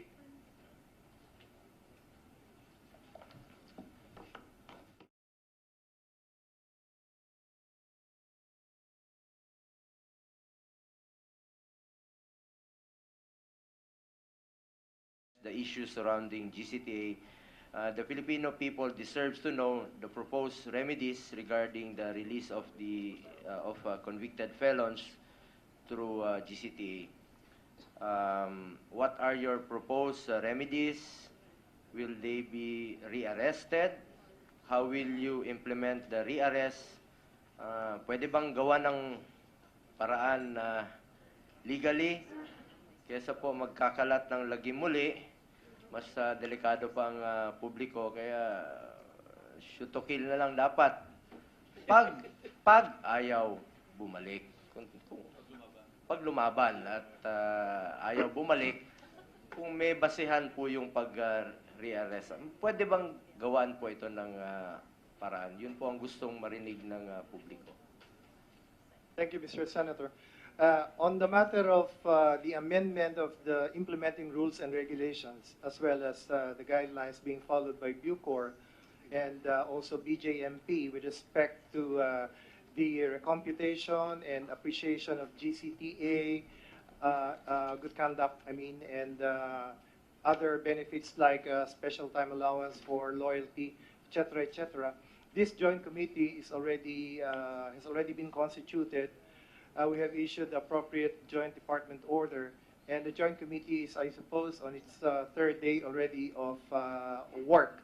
We have given them a time frame of 10 working days within which to complete their review of the existing IRR and guidelines, and to submit the same to the secretaries concerned. That means myself and Secretary Anyo of the DILG for approval. Now, as soon as we have completed this process of revising the IRR to specifically include a very explicit and concrete statement that these benefits will not apply, among others, to people or PDLs convicted of heinous crimes, then we shall act accordingly in relation to those guidelines or IRR once they have already been in place. We're just, as I explained earlier, Mr. Senator, we just want to make or to do first things first. We have a plan of action that we just want to put in place first, the revised IRR, the revised guidelines, so that if asked, we already have a legal basis as well. Of course, we are very much aware about existing jurisprudence on the matter, and we are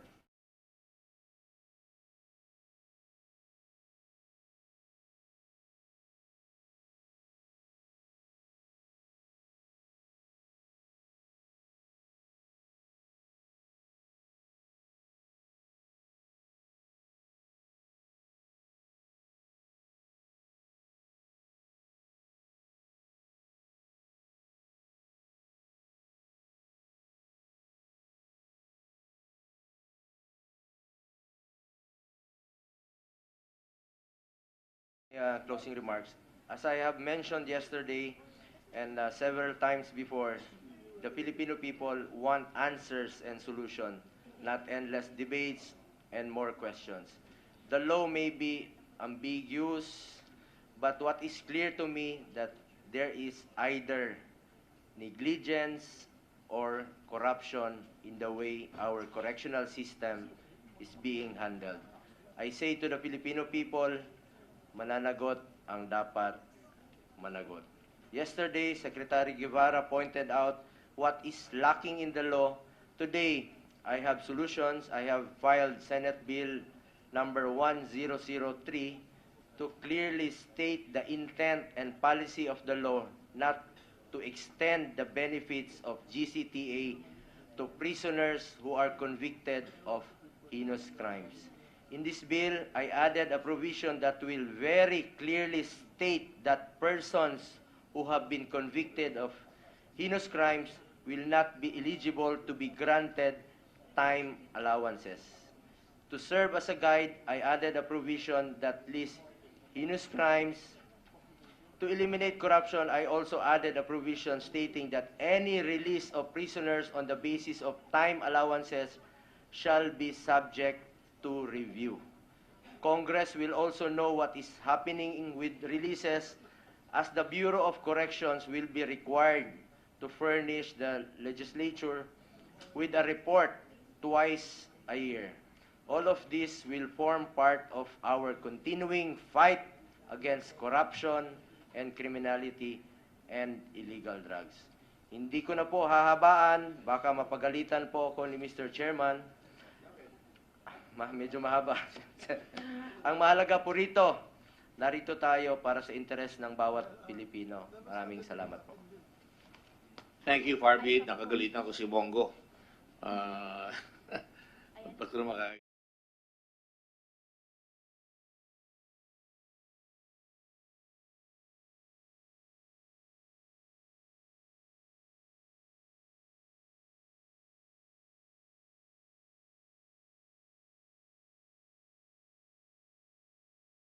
Clear was this law was not clear. A lot of vagueness in its provisions. And so we filed just last night Senate Bill number 998, similar to what Senator Bongo had filed. And we have now pending in the committee one bill authored by Senator Gordon, Senator Lacson, and Senator Soto on the repeal. But I believe there's a change in tactic, no, and change in the advocacy today, which is basically less punitive and more reformative. So we're going to now move for the amendment of the law. And one amendment, as you mentioned, we placed a separate article, and this is Article 97A, on exemption to allowance for good conduct.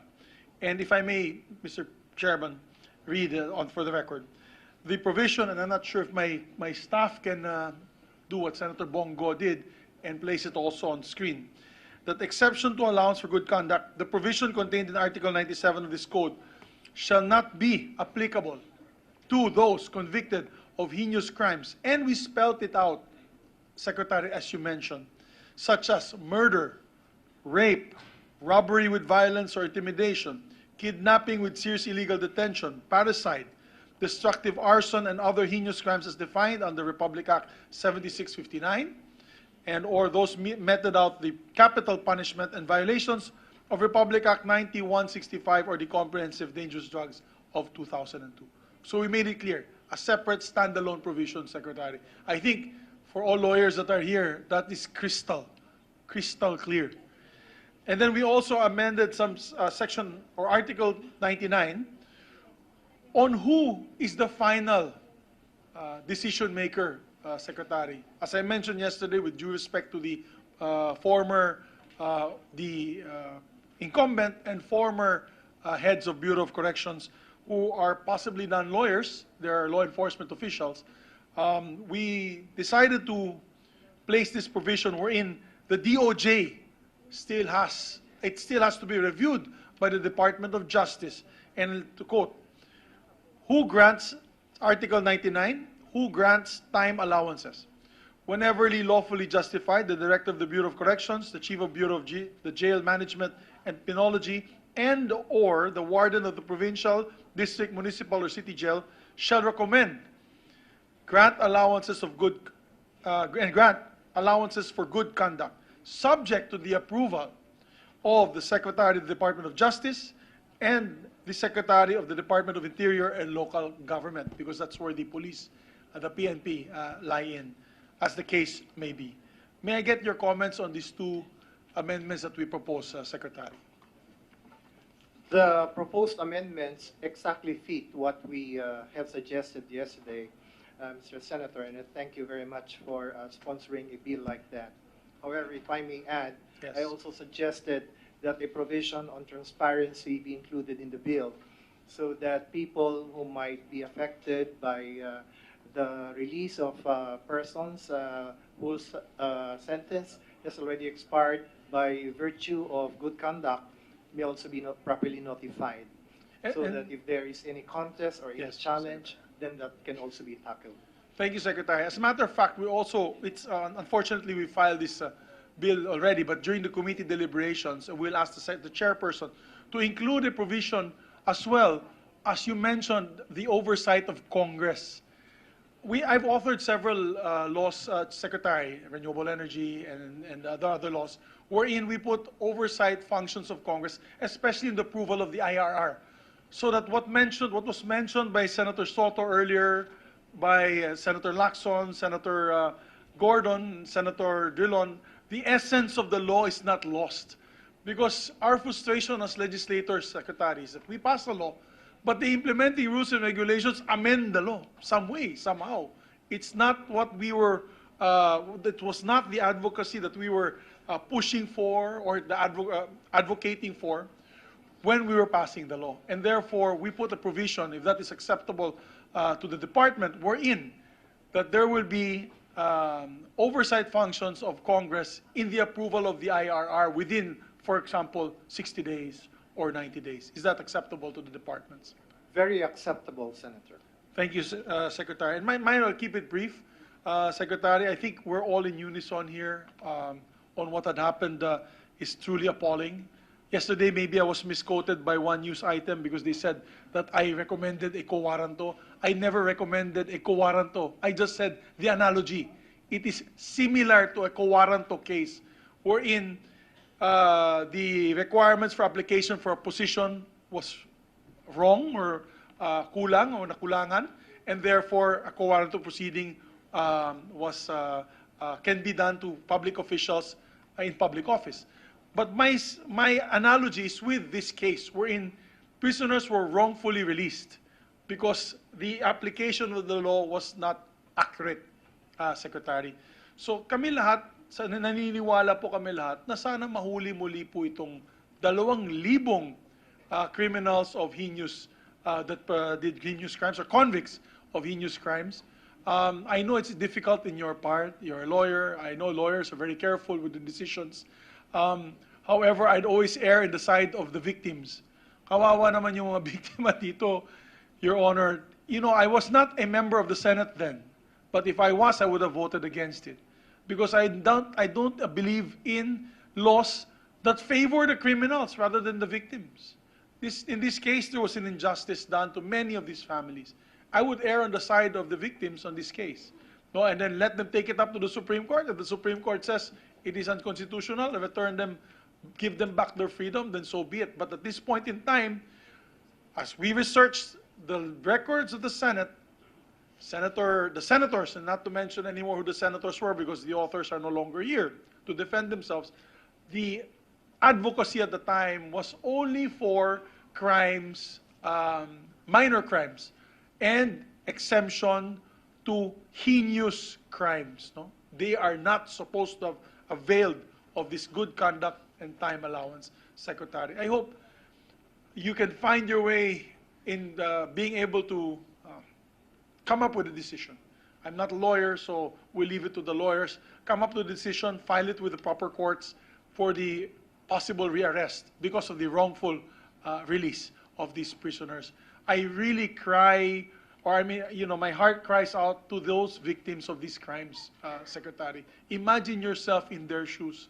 They had to endure years of trial, and finally they thought that they had the justice that they deserved, only to be robbed again from them after several years. So, Mr. Secretary, maraming salamat po, and you have our support in this committee. Thank you.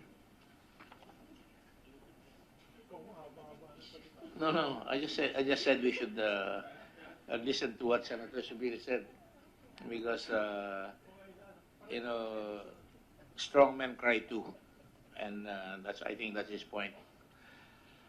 Dr. Benny, you still have questions? Go ahead, please. Thank you, Mr. Chairman. Thank you, Senator Zubiri. Apropos Senator Tolentino's question on the election ban, and I'd like to address this to BID. Yung mga na-turnover sa inyo ng mga persons no, na released by Bucor, does it not contain yung dokumento sa tao? Does it not contain the other circumstances, say when they were released? Pangalan lang ba dumating sa inyo? Your Honor, it contains some of the records Okay. from the So Bureau I'm of Corrections. particularly interested in the case of the 4 drug lords, yung Chinese drug lords, sina Ho Waipang, Wu Hingsum. Meron ba record dyan kung kailan sila na-release? Kasi I understand they were released sometime in June, but turned over to you. Please. Yes, Your Honor. They were turned over to... No, not turned over. Yung release date. I'm more interested in the release date than in the turnover date. We will have to research on the release date, Your Honor. Pero meron kayo? I think so, Your Honor. Hindi mo lang nadala. Can yes, you sir. quickly ask your staff para bago tayo matapos, you can... because, the reason being, we're still deliberating on whether or not they can be brought back to Muntinlupa. And by the Secretary's own opinion kanina, sabi niya kung illegal yung pagka-release, they can easily be rearrested or brought back to Muntinlupa. So just to save us from further deliberations on the turnover again of this Chinese or turnover back to Muntinlupa, kung it will be established that they were released prior to June 12 or on or before June 12, then outright, pwedeng ibalik nyo na kagad sa Muntinlupa yung 4. Di ba? Yes, o 5. Your Honor. Nasa We'll inyo do pa it ba now. si Chen Chang? Nasa inyo pa rin? Who was released last April, covered by the election ban, April 26, April 8. Chang E-T-I-Z, E-T-Z. I think he's Chen Taiwanese. Tang, sir. Yes. We received an email from Bureau of Corrections, but if this is the same person, sir, prison number N97P-2420. It's either Chen Tis Chang. Yes, that's the person. He was not turned over to us, sir. Not yet turned over? Yes, sir, but he was... Yusek Peldon, yung palang si Chen Chang, hindi pa rin na turn over? So nasa Davao pa or baka na-release na? I will find out, sir, because that's from Davao, sir. Kasi that's very important because... Yesterday's Senior Superintendent Faustino's report was turned over to BI Davao. Yun. BID Davao. So kindly find out. We'll also check because that. he's Yes. very well covered by the election ban as pointed out by Senator Tolentino. Yes, sir. So hindi na kailangang mag-summary deportation proceedings because illegal yung pagka-release niya. Sir, yes, I have the dates of the releases, and they are all, based on the dates, it's April 1 to June 4. In between those dates, those were the dates this subject PDLs were released. Yeah, and Chen Chang is one of those. Yes, Your Honor. Yun. There's two qualification in the Bucor manual. I don't know if this is, that it can nullify the Omnibus Election Code. It says that prohibition of Section 9, sir, prohibited release inmates during or after election 60 days before, except for valid or legal reasons. So we have to review if these are covered by these exemptions, Your Honor. Yeah, that's the manual against the provision of law, which is the Omnibus Election Code. And between the manual and the law shall prevail. Yes, Your so Honor. if the manual is not in consonance with the provision of the law, I think we should respect the law rather than the manual. Yes, Your Honor. Yeah, so kindly inform your Davao branch or regional office I'll do it now, sir. to baka ma-deport from Davao yan. They will have to turn it over Okay. to the Bikutan facility, sir. So, when was he turned over to Davao? Kasi kung April 8, siguro give or take 1 week. Or no, not give or take. But after 1 week or within 1 week, na-turnover na yan. Anyway, if he is there, then he is there. And we still have custody of the person. The actual release, sir, is April 1, sir, of Chen Chang Tis. April 1, sir. April 1. So anyway, what's important is if he is still there. Ang problema, baka wala na doon sa... Kasi matagal na eh. April 1, it's now September 3, wala pa dyan sa main office, baka may problema. We'll check it, sir. Baka yung na-check ng aming warden was only for his Okay. particular facility. Yeah, thank you. Now, gusto kong balikan yung point ni Senator Drilon kanina, yung kay Mayor Sanchez. Just for the record, na-aresto siya August 13, 1993. Para lang ma-educate nyo kami sa computation ng GCTA. Arrested August 13, 1993. Arraigned September 12, 1993. So, and then the promulgation of sentence was on March 11, 1995. Kung 2 years yung preventive imprisonment niya, lalabas dito, 1 to 2 years is minus 20 days, di ba? 1 to 2 years. Good conduct. Assuming na talagang wala siyang violation. So entitled siya ng 480 days, yung first 2 years. Now, 3 to 5 years, that's another 3 years, 23 days, so 828 days. 6 to 10 years times 25 days, yan ang nasa batas. 1,500 days. 11 to 16 years times 30 days na yon. So, 5,760 days. Ang total na nag-gain niya, assuming na wala siyang violation whatsoever, 8,568 days. Divided by 365 days, dumalabas yan, 29 years yung credit. And i-add natin yon do sa kanyang 26 years of actual confinement. Therefore, tama yung computation ninyo, 49 years, nag-exceed na siya do sa 40 years. That is on the assumption na wala siyang violation. Now, can we get hold of the records? Hindi lang yung inabot nyo noong nag-take over kayo, nag-assume kayo as Bucor Chief. Dapat covered lahat yung starting August 13, 1993, do sa preventive imprisonment. Assuming na ang interpretation sa batas, because nagkagulo-gulo kasi itong 10592, when we amended Article 29 and Article 97, di ba? Yung sa Article 29, and please correct me if I'm wrong, kasama yung sa computation, yung preventive imprisonment. Pero inamend din natin yung Article 97 na ang computation lamang upon conviction. Therefore, noong sa pag-compute, pinaghalo-halo ito sa 10592. And there lies the defect in the law. No? Dahil pinaghalo-halo na, nagka-confuse na tayo kasi sa computation, hindi na natin alam kung isasama ba natin yung period ng preventive imprisonment, meaning since capital offenses ito, no bail, so kine-credit yon. Ang problema sa Article 97, upon conviction, sa 10592, hinalong kalamay na natin, nagkagulo-gulo na yung kwenta. So, Mr. Secretary, anyway, this will be asked pagka nagkaroon ng committee hearing, but bigyan nyo na lang kami ng bird's eye view how to correct this error. Can you please, paano natin reconcile para makorek Yes, yun? sir. Yeah.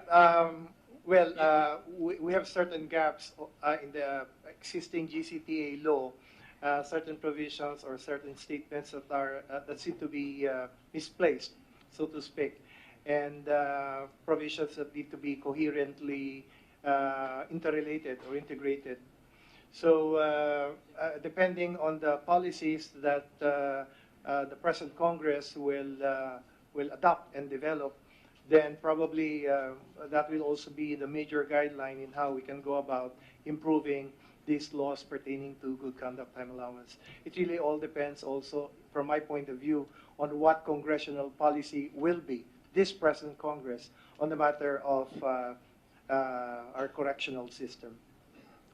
Thank you, sir. But namonitor ko yung isang media interview ninyo. Ang sinabi niyo rito, Section 3 has two different classes of people.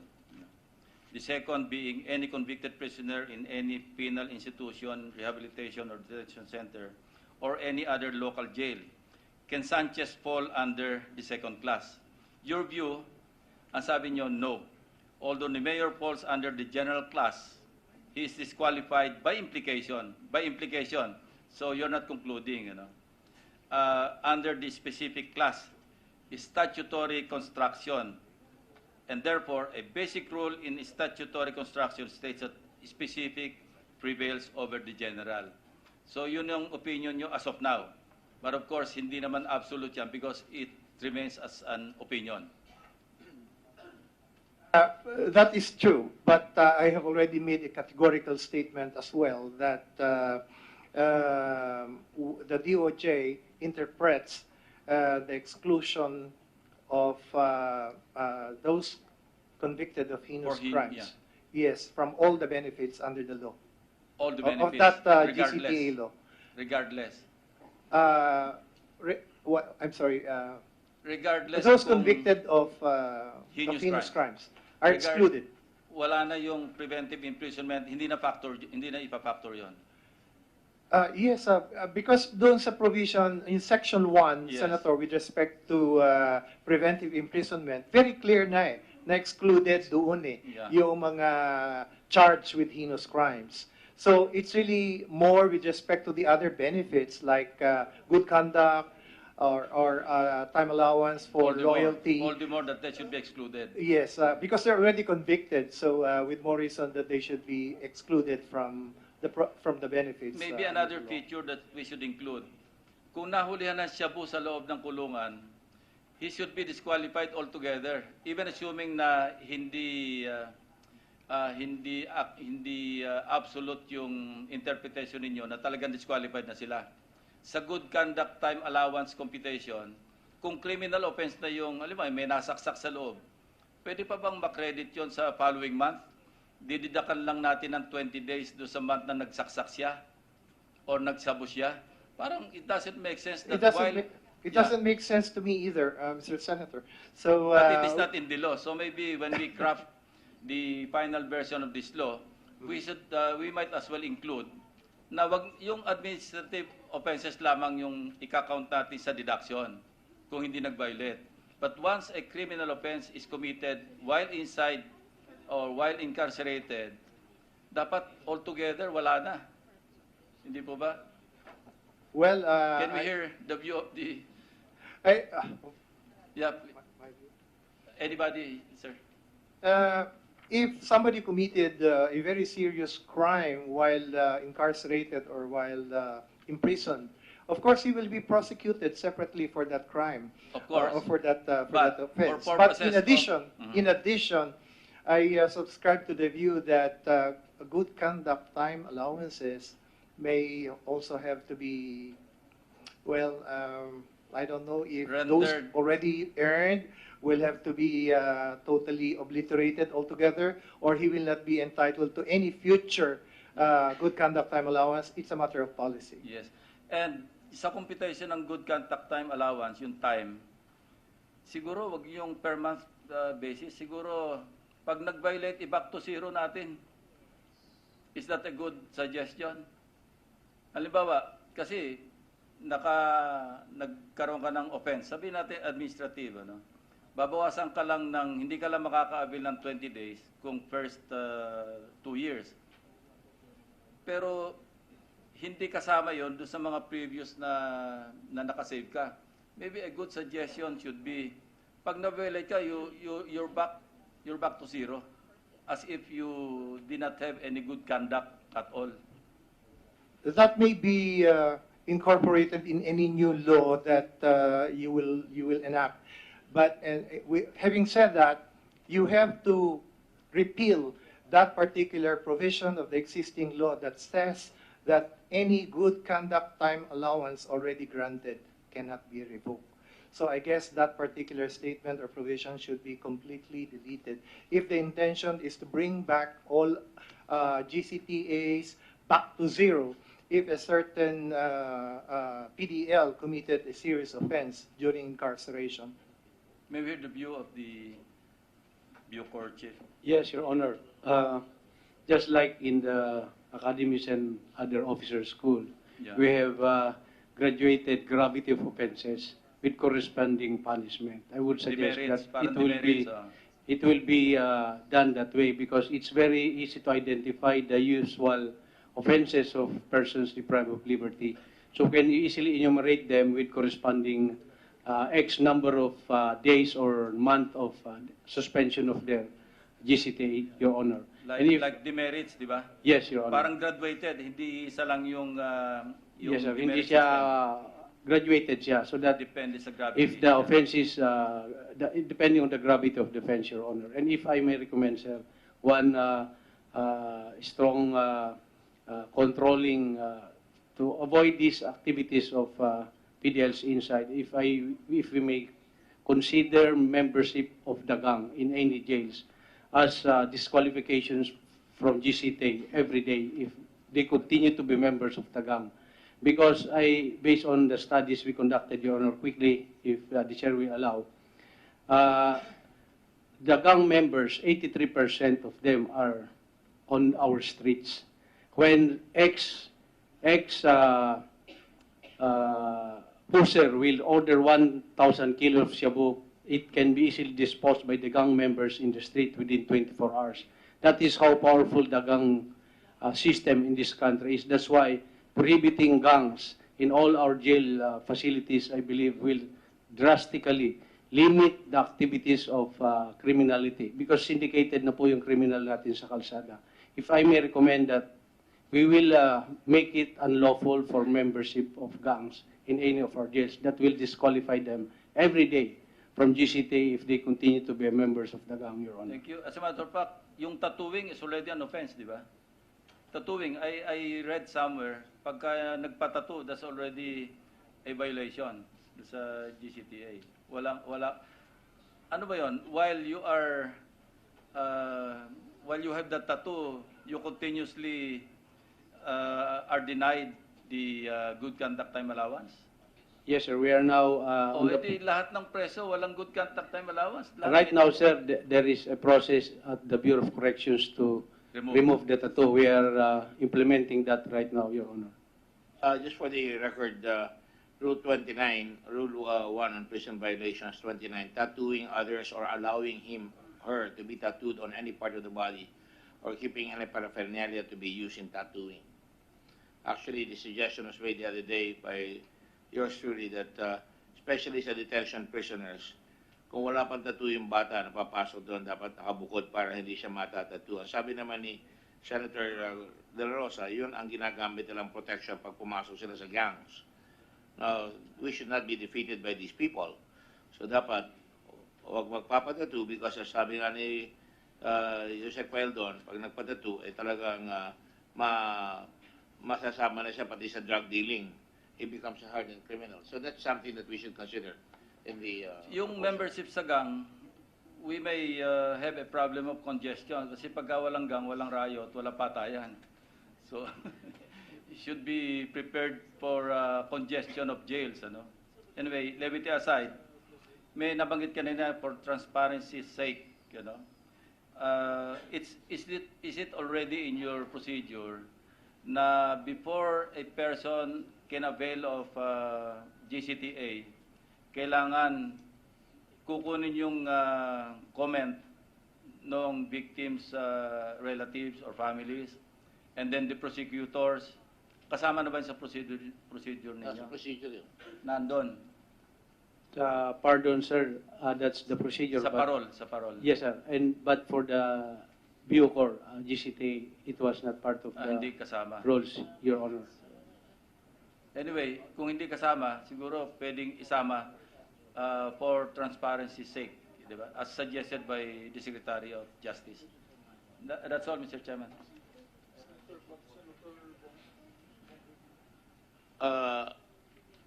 Yes, Mr. Information Commissioner Morante. Mr. Chairman, may I give a feedback already on the question earlier posed by Honorable Senator Lacson? Sir, Chen Tis Chang was received August 8 in Davao field office, whereas the 4 Chinese drug lords were discharged from prison assigned by Chief Superintendent, Correctional Senior Superintendent Bonifacio Lambiguet of Bureau of Corrections last June 4, 2019. These are Ching Che, Chan Chit Yue, Wu Hin Sum, while Ho Wai Pang was discharged on June 6, 2019. Discharged from From prison, Your Honor. and turned over to BID. Yes, they were turned over on June 19, Your Honor, it appearing that they are covered by the election ban. Okay. So if with election referral ban to the... hanggang June 12 eh. So were Yes, sir. they released before June 12? Before, sir. June 4 and June 6, Your Honor. And Chen is still in the custody of Davao.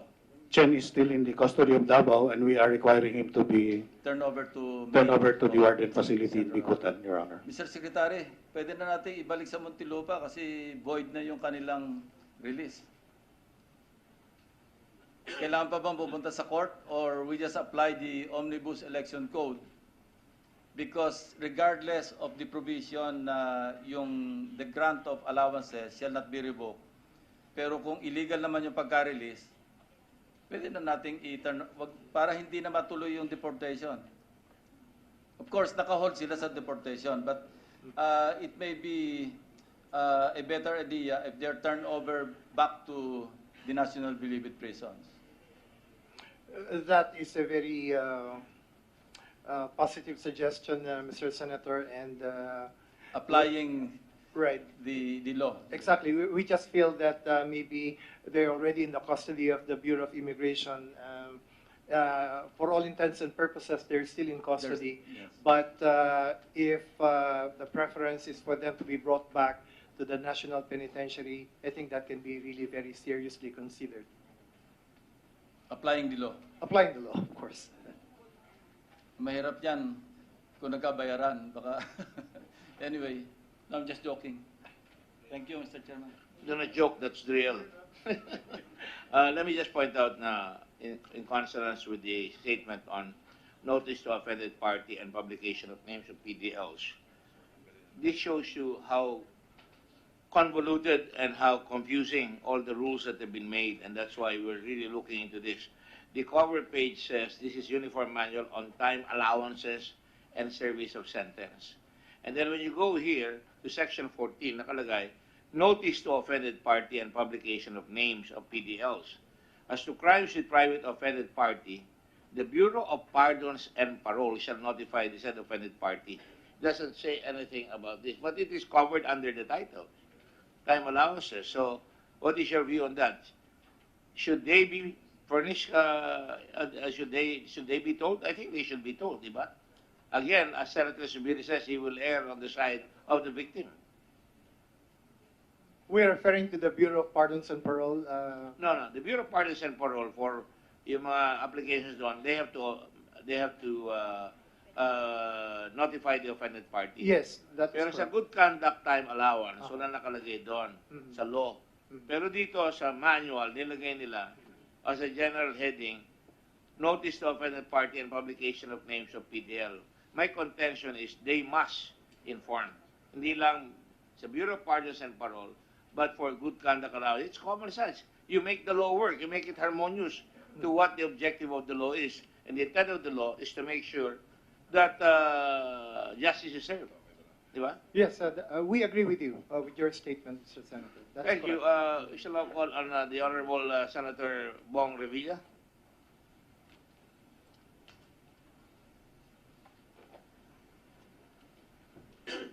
While we're at it, the next hearing will be on September 5 at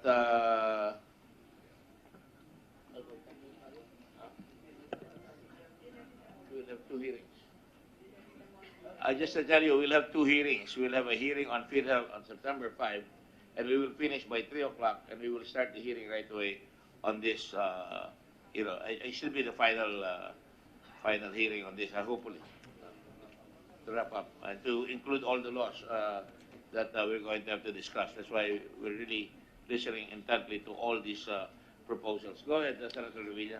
Thank you, Mr. Chair. Susundan ko lang po yung line of questioning ni Senator Soto kanina, ni SP Soto. I was a member of the 15th Congress that unanimously passed into law the now controversial Republic Act number 10592, which amended several provisions of the revised penal code, including the provisions on allowance for good conduct. Bakit po ba natin ipinasa ang batas na ito? Dahil maganda po ang adhikain nito? Uy. Yes? Mr. Chairman, are you listening? Okay. Bakit po ba natin ipinasa ang batas na ito? Dahil maganda po ang adhikain at layunin nito. 1, to decongest our jails. 2, to put premium reward to inmates for good behavior. And 3, to emphasize a rehabilitative rather than a purely penal system as far as service of sentence of certain accused are concerned.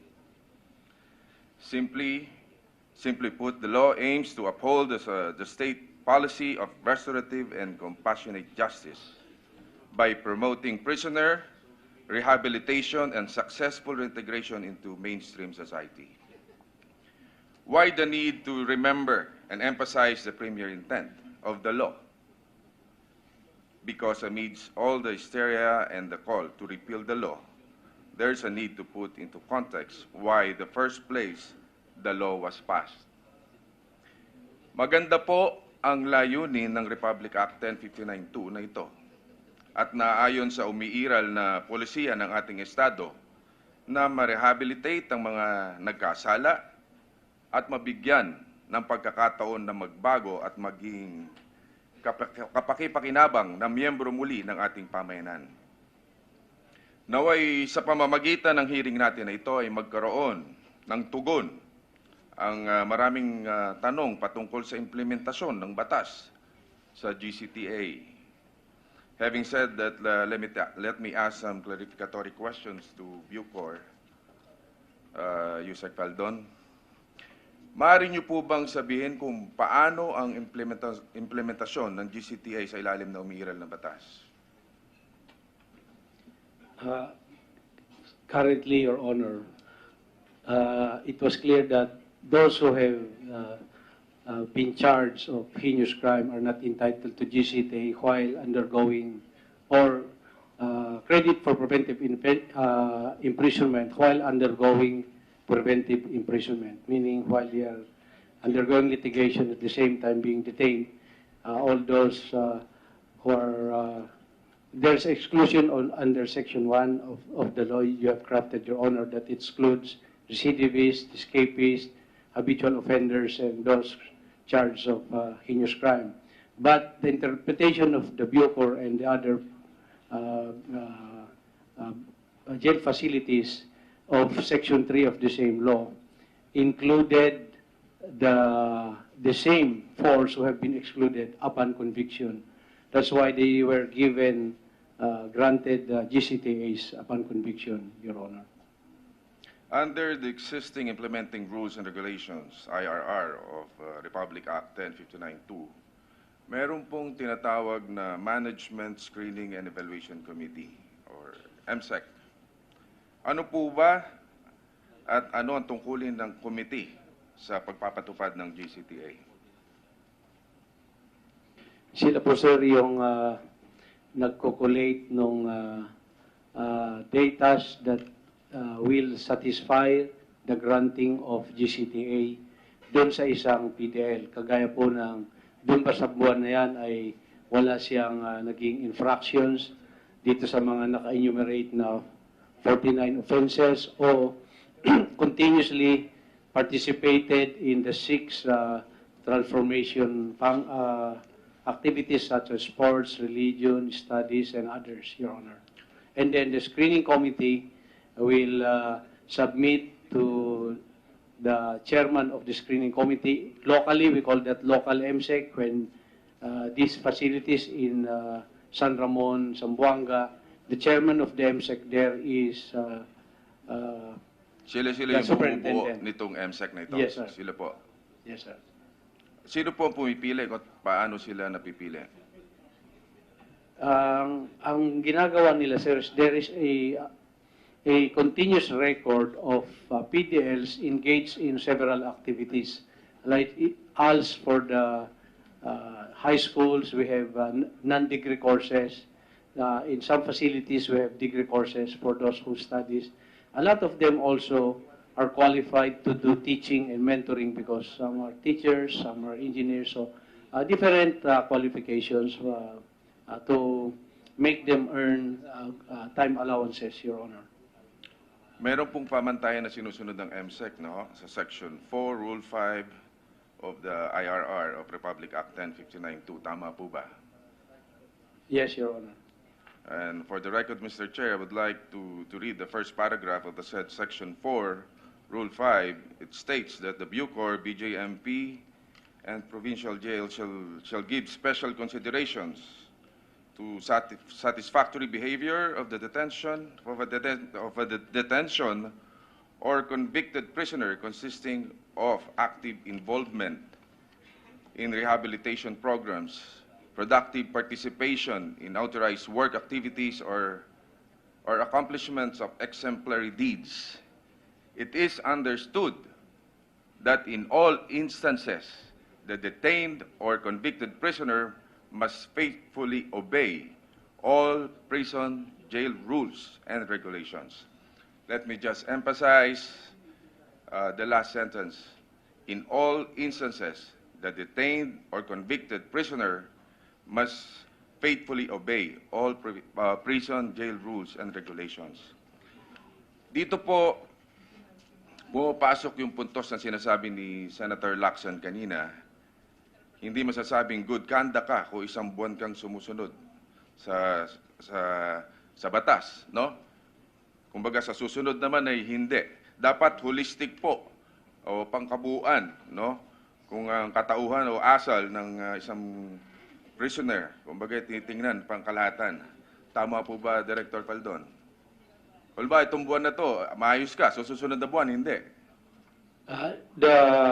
The manual, sir, is that the granting of, including IR, the granting of good conduct time allowance is a monthly basis, sir. So they only need to be good this month and next month mayroon infraction, wala sila the next month. The following month, good boy na naman, mayroon naman sila, sir. So that is the subject of now revision of...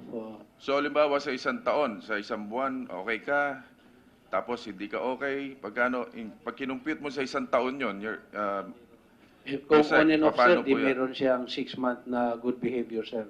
That is the current manual that we are following, Your Honor. So, hindi ka papasok dito sa GCTA pagka ganun? During the month that they behave, they can earn, Your Honor. Si former Mayor Sanchez ay kabilang sa maximum security classification. Tama po ba? Yes, Your Honor. Ano po ba ang ibig sabihin pagkabilang ka sa klasifikasyon na ito? Ito yung mga may sentences that's more than 20 years. 20 years and more, Your Honor. Dahil kabilang si Mayor Sanchez sa maximum security, mahigpit ang supervision sa kanya at sa mga katulad niyang bilanggo. Tama po ba? Yes, Your Honor. May pagkakataon po ba na nakalabas ng NBP si Mayor Sanchez or sa maximum security prison? We're still validating, sir, the report that he has undergone surgery sometime in 2015, but at the Muntinlupa. But these are normally covered by request and approval from, we will not allow, the approval of hospitalization is up to the secretary level of justice if the absence is done officially. Mhm. May lumabas po kasing larawan ni Mayor Sanchez na dumalo sa kaarawan ng kanyang anak. Ito po yan. Naimbestigahan nyo na po ba ito? Ito po ba sa loob ng kulungan or sa labas po ba ito? We are still investigating that, Your Honor, and up to when was that done? The initial report is, I get that is the time when mayroon siyang kubol, but nung araw, but it was corrected later on that it is during the time he has an operation in hospital. These are still to be validated, Your Honor. Okay. Nandito po yata yung anak. Gusto niyo pong sagutin? Ito po ba yung nangyari sa loob or sa labas? Good afternoon po, At Mr. kailan po? Senator. Go ahead. Yes po, ako po iyang nandyan sa larawan. At yan po ay kuha po, na ospital po ang aking ama noong 1 taon sa ospital po ng Muntinlupa. Mabibigay ko po sa inyo ang exact na araw kung kailan po iyan nakunan at hindi po iyan kuha sa loob gaya po ng sinasabi po. Okay. Thank you for the clarification. At naimbestigahan niyo po ba, tama po ba yung sinabi? The hospital na paglabas niya, Your Honor, yun yung latest namin alam. So the exact date and the matter of the granting of the hospitalization, we will report to this committee, Your Honor. Okay.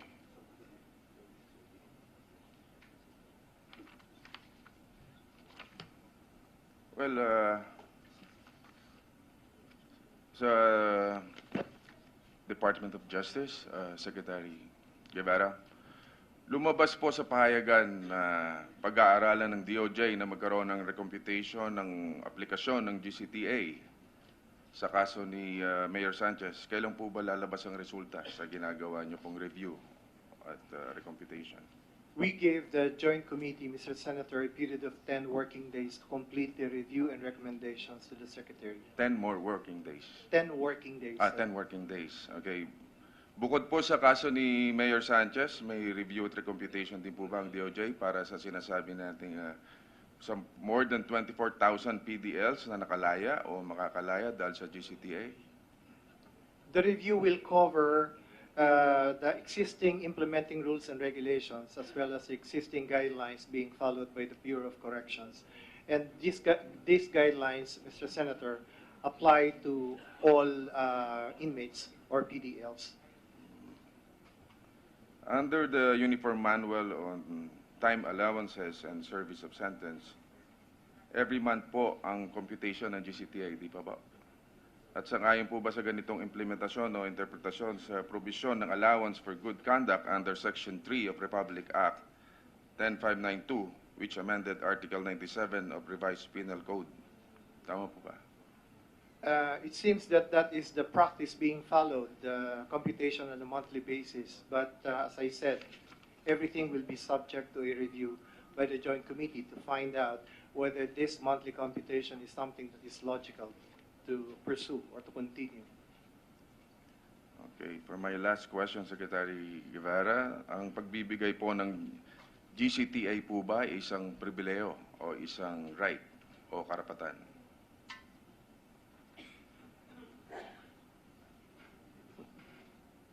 It is not a right in the sense that it is demandable by the PDL or by the inmate concerned. I guess it's really more of a privilege. Privilege. Rather So, pag than sinabi a po nating demandable privilege, right. yes, go ahead. Yes, because this is subject to evaluation. So there is discretion on the part of the evaluating committee to determine whether in fact he acted or he conducted himself properly within that given period. So it's not a right that is demandable in my opinion. Okay, so it's pagka privilege, pwede pong cancelahin. Tama po. Yes, sir, in accordance with the guidelines. With the guidelines. Yes, Mr. Senator. Okay. May I just add, it's a privilege, but once, what is your view once it has been given? Does it become into a vested right? And if it's a vested right, kuno, if it is illegally given or improperly given? The provision as it presently exists says that whenever GCTA is granted, it cannot be revoked. That is a general statement, in my opinion, Mr. Chairman. That's a general rule. But Yes, as a general rule. So if it was improperly given or given against or granted in violation of the law, or the person to whom it was given was not qualified or eligible in the first place, then that grant of GCTA can be revoked. as has been demonstrated by the Supreme Court in 3 cases, at least that we know. Exactly. That's Mr. correct. Chair. So I just wanted to be sure na naintindihan ng publiko yun. Hindi naman ito entitlement, pero pag nakuha na yung right, pwede, maging right na yun, ibibigay sa kanila, pero kung improperly and illegally given. Now, my next question, para to pursue with the permission of Senator Revilla. Yes, go ahead. Supposing hindi nagbabayad ng, hindi nagre-remorse, hindi akong gumawa niyan, sasabihin niya gano'n, at hindi nagbabayad ng daños perjuicios, yung katulad dito sa case ni former Mayor Sanchez. Una-una, does he qualify? Those are not part of the existing guidelines, Mr. Chair, but I was asked the same question yesterday, and I said that lack of remorse or non-payment of the civil obligations arising from the crime speak so much about the moral fiber. That's correct. Of the person concerned, and in my opinion, that is something that should be taken into account as well when the PDL's good conduct or behavior is the subject of consideration. Yes. And when somebody applies for executive clemency, there has got to be remorse as well, right? I guess that's a principal consideration on the part of the Board of Pardons and Parole whenever a PDL applies for executive But in clemency. their decision, it only said the gravity of the crime. It didn't say without remorse. So may I call the attention of the Board of Pardons and Parole on that matter? Di ba dapat may remorse bago ka bigyan ng pardon? Your Honor, can I answer? Please, could you identify yourself, please? Yeah, I am the administrator of the Parole and Probation Administration. And I say, Sufficient identify, you have a name, right? Manuel, yeah, I am Administrator Manuel Co. Manuel? Yeah, You're a lawyer? Yeah. Yes, sir. Go ahead. Ganito po yun. The question is as to remorse. No? First, the case of, let me go on the particular case of the former mayor of Calauan. Outrightly, when we initially reviewed the application for executive clemency, we already decided to deny the application of the application for executive clemency, considering of the gravity of the offense. That was in November. That was in the 2018 November. if I'm not yes, mistaken, Your Honor. yes. Yes, Your Honor. And Considering in that. February 2019, what happened? No, February 2019, we again, there is a motion for reconsideration, and again, we deny it on that basis. So, yung gravity of the offense, considering that if we will be recommending this to the President, it will depreciate the seriousness of the offense committed. That was our position. The whole board decided on that particular issue. So, as to remorse, we have to look into with these particular factors, if the board will deliberate more and require for some other documents. Let me cut to the chase. Yes. How can you apply for clemency, which is forgiveness, if you are not remorseful? Yes. In other words, it's a condition, sine qua non. Yes, Your Honor. Hindi pwedeng mag-apply ka ng clemency na hindi ka hihingi ng awa at hindi mo aminin at hindi mo babayaran yung dapat mong bayaran. Tama po ba yan, Mr. Secretary? That applies not only to applications for pardon and conditional pardon, but also for amnesty. That's correct. That's why we are slicing the carrot, so to speak, until we get to the bottom, and that's already stated by the Secretary. So, malinaw lang yan dahil I just want to make sure that we are on the same page, especially on the Bureau of Pardons and Parole. And also heading now to good time to time allowance, good conduct time allowance, kailangan malinaw rin tayo dyan. Yes, Your Honor. That's why I said earlier, and Secretary Guevara agreed na dapat, may remorse. Hindi lang tayo retributive justice, dapat kung mapu-forgive natin, pero forgiveness implies remorse. I'm sorry, I will not do it. And that's something that, kaya ako sinasabi yan, para yung mga nakikinig na mga bata dyan, kailangan you have to own up to your commitments in life. Na kailangan pagka kung may ginawa, you own up to it and you're accountable. Yung mga bata nakikinig, para sa ganun, alam nila na may pananagutan. My father used to tell me, pag nagkamali ka, you have to pay for it. Kaya yung record mo dapat palagi maayos. And speaking of record, just one statement here in the manifesto in behalf of, I know Senator Mix really said that. Alam nyo sa Facebook, maraming trolls eh. At makikita nyo pare-pareho sila sabi na, bakit raw kami pinayagan namin yung batas na yan, bakit raw hindi namin habulin yung mga author. Una, hindi po ako member ng, kami ni Senator Mix, hindi kami member ng 15th Congress. Wala po kami nun. Para yung mga natutrol, huwag na kayo mapagod. Pangalawa. Sino yung author? Pakisabi kung sino yung author. Hindi, alam na naman yun. It's a public record. Let them sweat it out. But as far as I'm concerned, ang mali dito, mostly is the IRR. Correct. That's why we're going after the IRR. So having said that, please proceed. That's right, Mr. Chairman. Maganda po ang layunin ng batas na ito. Yung pagpapatupad lang nagkaroon tayo ng problema. So, sa IRR. So, siguro po ay pag-aralan natin mabuti para hindi po tayo muling magkamali at nang hindi masyadong lumalaki po itong gulo ng katulad nangyari ngayon. Again, Mr. Chairman, thank you very much at sa inyo pong lahat. Thank you. Thank you very much, Senator Revilla. Here, Senator Subiri will take the floor. He's the majority floor leader, so he can grab the microphone. Thank you. Just only us left, Mr. Chairman, together with Senator Go and Senator Revilla. Secretary, on the issue, somebody called me earlier, happens to be the governor of Isabela, Governor Rodito Albano. I think he's very interested in this case. On the case of Pemberton, the American Marine who killed a kababayan of Senator Gordon, what is the status of the... Hindi, yung babae. Pero nangyari sa Olongapo. Yeah, that's right. The crime was committed in Olongapo. May we know from the Secretary the status of the case? Or He's still in detention, as far as we know. No, in a special facility. In Aguinaldo, I think, or... Aguinaldo, di ba?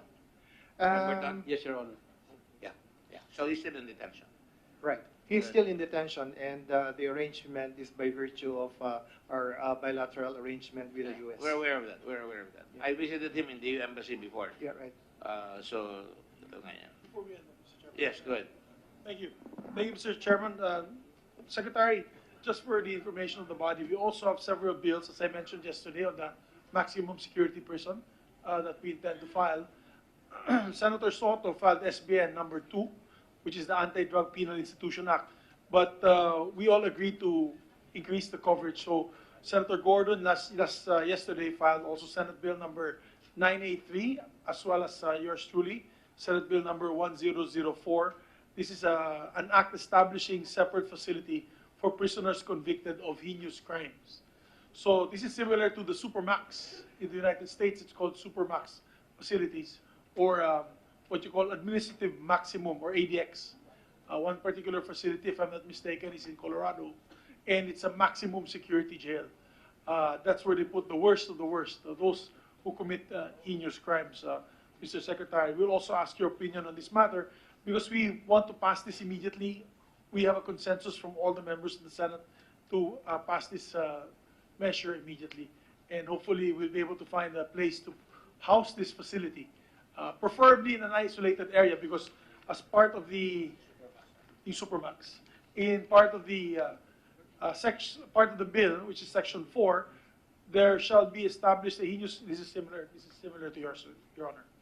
There shall be established a heinous crimes penitentiary or prison facility under the Bureau of Corrections. it shall be built in an isolated or in uninhabited area or in an island to be determined by the Secretary of Justice.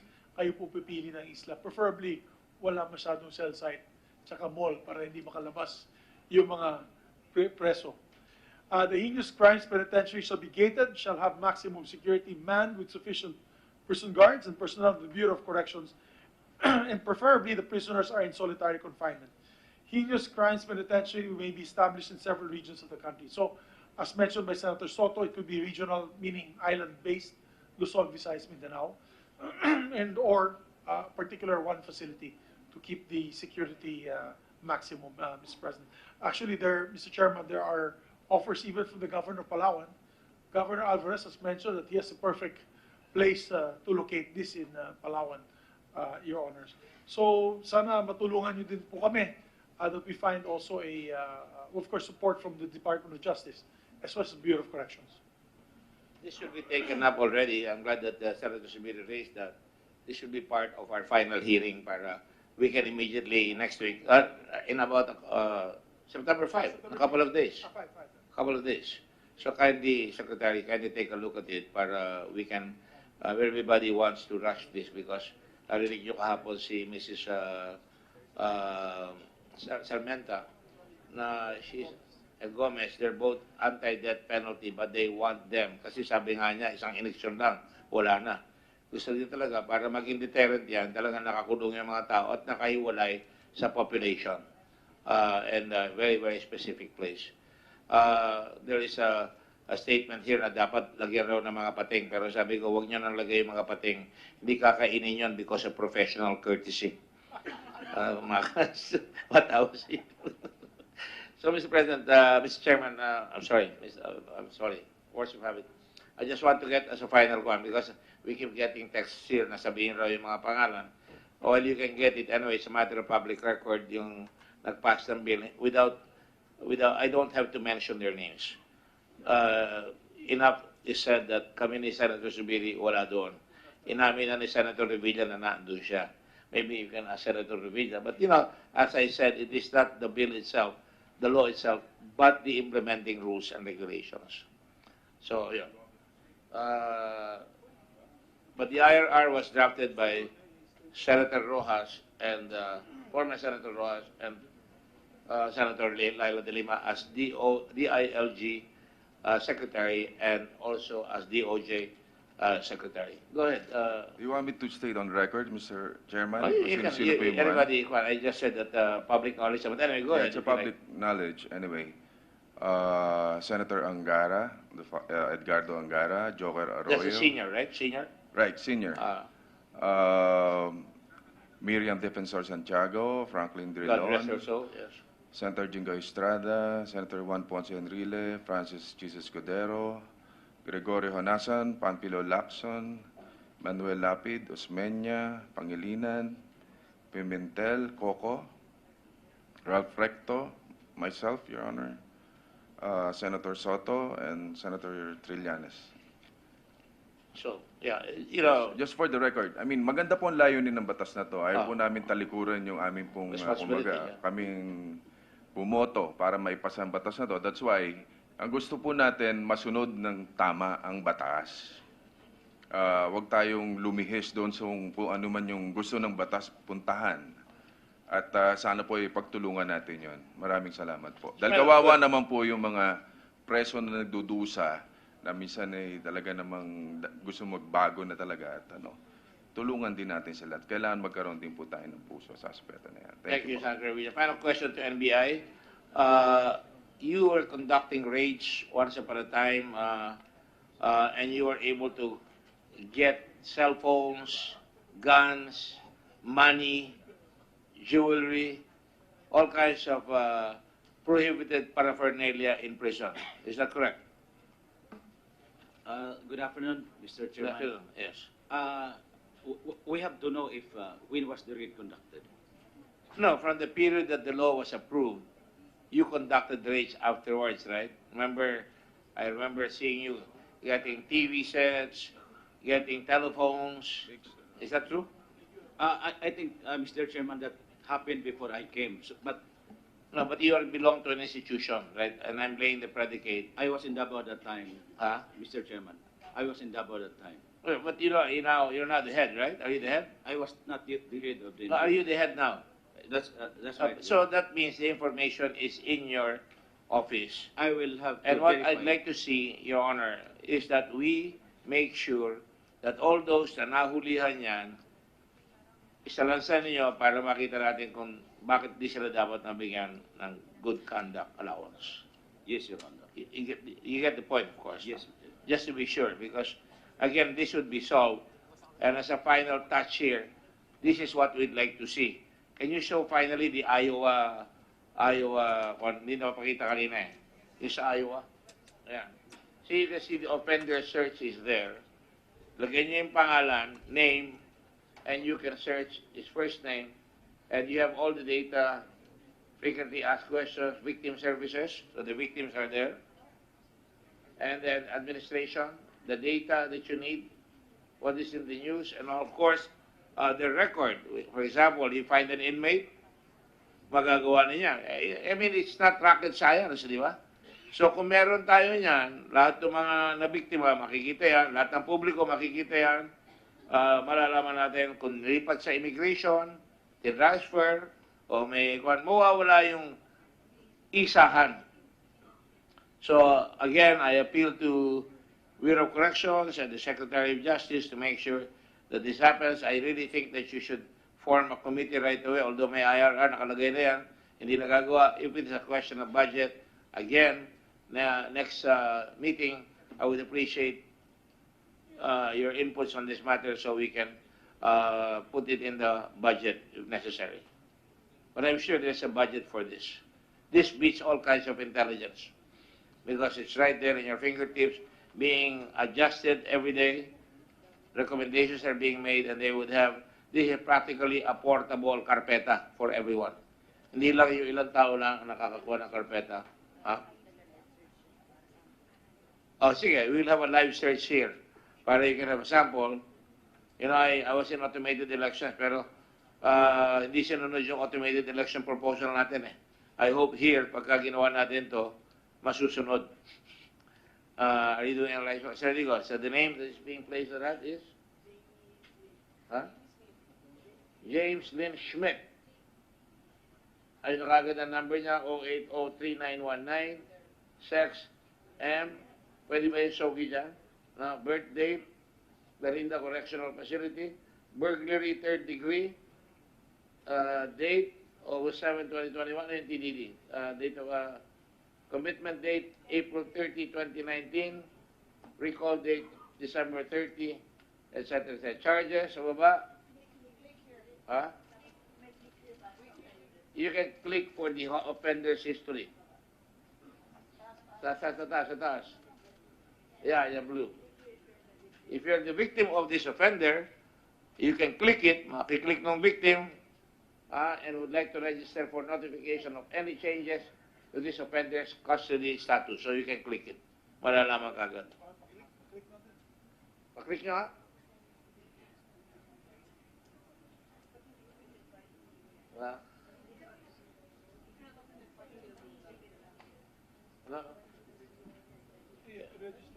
You have to register pa. So it's just a sample, Mr. Secretary. You've got to admit that this is not rocket science. Yes. Are you raising your hand or are you making a point? You Yes, sir. Secretary. To implement further your proposal, sir, we have this legislative agenda in the DILG, which I think the BGMP has already supported and the League of Provinces also supported, sir. Yes. The move for the turning over of the provincial jails to the BGMP. Sir, because upon having a dialogue with the governors, they have already expressed their sentiments of having difficulty. We will take note, but the point here is that this will include, Mr. Secretary, and BJMP, is it here? Is it here? It's here. Sir. Oh. Kasama kayo dyan. Kasama rin yung lahat ng governors and mayors na dapat meron silang sariling set para malalaman yung mga detention prisoners, kung sino overstaying, kung may mga minors. This would be very helpful to our country, I think. Alright? At makikita natin right away kung anong overload. We can even show pictures there right away of what's happening inside. You have CCTV there, no? By the way, do you have a CCTV in your office? I'm sure you have, no? Muntinlupa? Yes, Your Honor. Can we subpoena the times that the Sanchez family visited you para malaman natin yung time? Yes, Your Honor. Can you send the CCTV footage of that? Yes, Your Honor. All right. So, para walang duda. All right? So, thank you very much. In the meantime, I will write, yes, ma'am. Ayun, sir. Good afternoon po ulit. Ave Maria. Ave Marie, sir. Ave Marie. Opo. I hate this. I can have somebody sing that for you. Go ahead. Sir, first, we would like to take this opportunity to thank the Senate for inviting us para nabigyan po kami ng pagkakataon na masabing yung side namin, like katulad nga po ng tinanong kanina ni Senator Bong Revilla regarding dun sa fake news na my father attended a birthday party, pero ang totoo po ay nasa ospital po siya.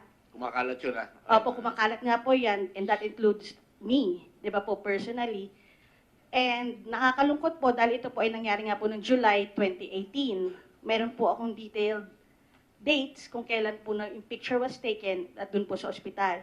Second po, I want to take this opportunity rin po na mabigyan po ng tsansa na makapakita po sa inyo po, sa lahat po siguro ng nandito rin na media, ito pong affidavit na dala namin.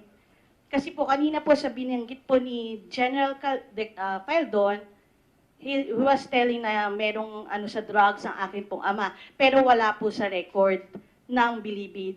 Ito po siguro ang makakasagot kung bakit po wala po sa record ng Bilibid ang drugs po na inyo po, ng media po na sinasabi ay nakuha sa selda po ng aking ama. The 2006 drug thing na sinasabi nila... Ano yung sinasabi mo? Draft ng ano? Drugs po, sir. Yung issue po sa drugs. Drugs issue. Yung 2006 po, he was acquitted.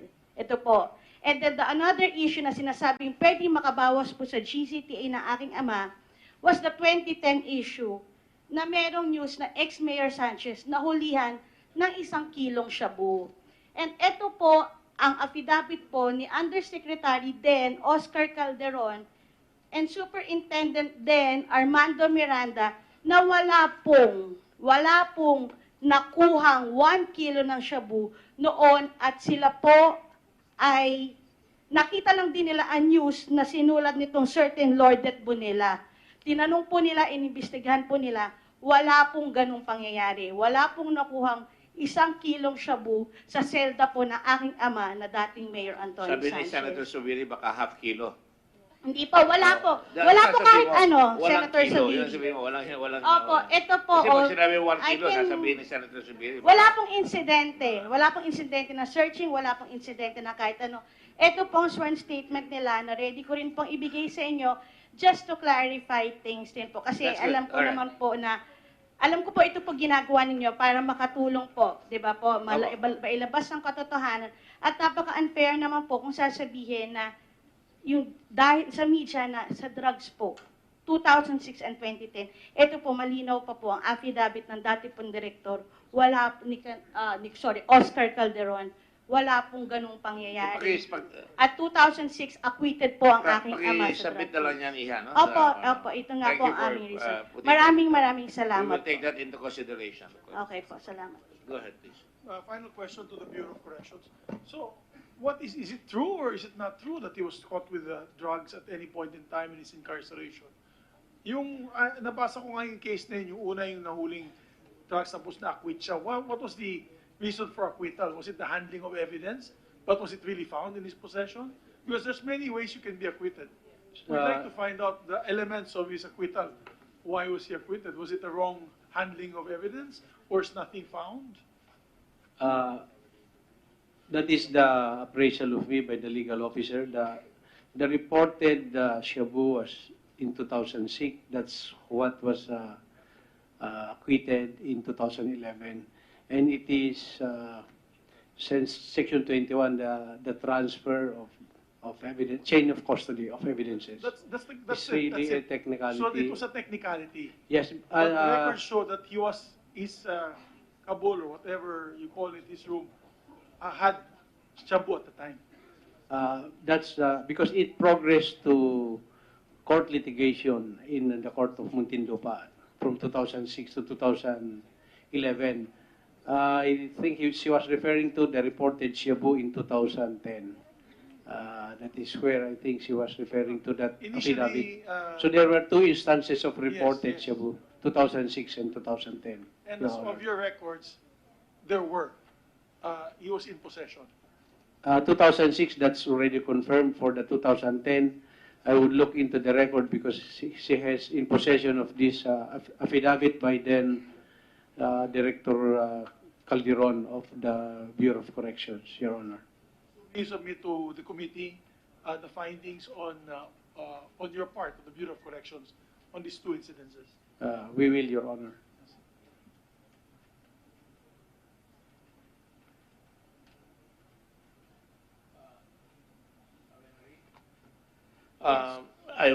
My attention was just called by the staff of Senator Sibili and the staff of the Senate na hindi notarized yung affidavit nyo. So kailangan verified yan. Under oath. Yes, Your Honor. Okay, so just and then you have a letter to Secretary Panelo seeking for his help, no? I just need this, no? Nakalagay 18 attachments. Can you give me the attachments? I think this includes all the recommendations that were given in behalf of your father by different personalities.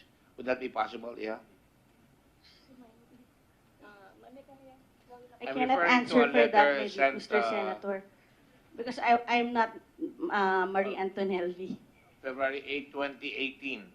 I'm sorry, Himaymay. Yes. Yes, Maymay. Oh, Maymay, have you taken the oath? Okay, pakitaas ang kamay yan. Say your name. Makilakas lang doon sa microphone.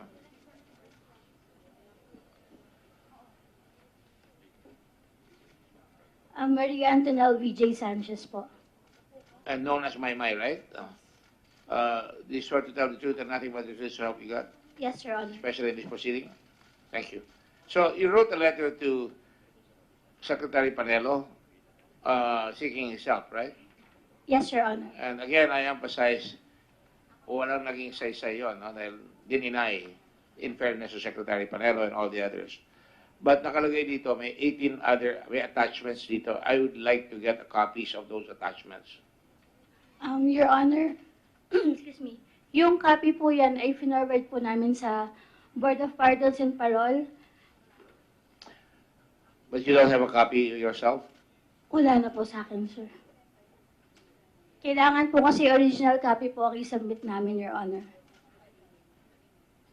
You sent it by email. My attention was called, it was sent by email, so he should be in your possession. I'll check that one po, pero the original one po, we send it po sa All right, Board of Pardons and Parole. The Bureau of Pardons and Parole is requested or directed to give us a copy of the 18 attachments. Your Honor, we have already submitted all the copies of, including the attachment. But we got only 4 or 5. Meron ba sa inyong Blue Ribbon? Justice Secretary? Meron ba? Ilan ang binigay sa inyong attachments? Ano ko namin kay Brion, kay Mrs. Imelda Marcos, Secretary Panelo, Yun lang po, yung, nasa record namin, sir. yung mga Vice Mayor's League. Yes, sir. Anyway, it's just housekeeping lang yan. So kung pwedeng makuha nyo, padala nyo. Pero importante rin yan. Alright? Not to go after these people, but just to make sure the records are complete. Alright? Thank you for coming, by the way. Appreciate your... You're welcome, sir. Thank you for coming. And I hope your family is well. I know you're under severe pressure. Yes, Your Honor. And life moves on. Of course, Your Honor. Huh? Opo naman, lalo na po alam namin walang kasalanan ng daddy namin. All right, okay. That's fine. You always fight for your daddy, anyway. Go ahead. Of course. Thank you. Okay. So, on that note, I would allow hereby suspend the hearings until Friday at Thursday at 3 o'clock. We will have the hearing here. Bear with us. We will finish the. That's how hard we work here. We will start the hearing on public on the Blue Ribbon Committee on the PhilHealth, and then immediately after that, we will immediately proceed. Hopefully, this will be the last hearing. We still need your secretary. We'll send you copies of the bills, so your people can comment on that, and so that we could proceed. Senator Subiri, myself, and Senator Soto would like to get some bills approved on justice, including some of those that we have discussed here. Thank you all very much. Sa police, we will call you on TWG. Doon sa mga nahuhuli nyo, kasama ba ka doon sa nagre-raid? Ha? We are different officer. For the PNP, sir, we maintain custodial facilities. It's just a temporary lock-up, sir. Can you speak loudly? For the PNP, sir, we have the custodial facility, sir. It's only a temporary lock-up, sir, and we do not maintain the long one, and the one similar to the Bucor and the BGMP, sir. What are you saying? You don't have the documents, all the documents that we're looking for? None, sir.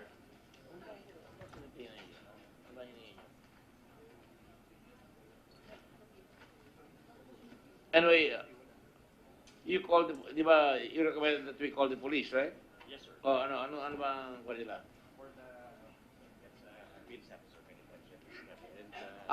To study the bills. So, you didn't have to come here. I'm sorry, I apologize. My secretary is very eager. The ComSec is very eager. So, we'll send you copies of the bills like we'll send the Secretary of Justice. So, please review it. We'll also send Secretary Paildon, not the Secretary Paildon, so please review it. But we can all put your inputs, including the Bureau of Immigration and all pertinent agencies such as DILG and DOJ, para we can get something done right away. This representation, this Senate, is totally dedicated to improving a holistic approach to the justice system in this country. Secretary Guevara and I sit on the JVC, and as such, I'm able to talk to the Supreme Court, and there have been several instances where we have filed bills to enhance the Supreme Court. I can see my classmate Lularia, who is representing the Supreme Court here, and she knows that we're always pushing forward to reform our judicial system. So, importante ito. So, we'd like your cooperation, so we will continue doing so until we can fine-tune our system so that everything hopefully will be better for our people. Thank you all very much. Yes, go ahead, Secretary. Mr. Chair, I've just been informed that the budget hearing for the Department of Justice and its attached agencies is scheduled at the House of Representatives on September 5 in the morning. So we're just hoping that we can finish in time for the 3 o'clock schedule of the committee. Don't worry. My wife always complains we are timeless here. We travel through time without looking at the clock, so we will wait for you. Thank you. I'm sorry. I know you have to do that. I do that all the time, but we just have obligations to meet. Thank you all very much. We thank the family of Mr. Sanchez. Thank you all the policemen, the BJMP, all of you from the Bureau of Correctionals, Secretary Paildon, Secretary Guevara, and all the others, the NBI, and certainly the VACC, and the Bureau of Pardons and Parole, and the Bureau of Immigration. Thank you, and I'll see you at the next hearing. Thank you again, Secretary Guevara and Secretary Paildon. Thank you. Hearing is suspended.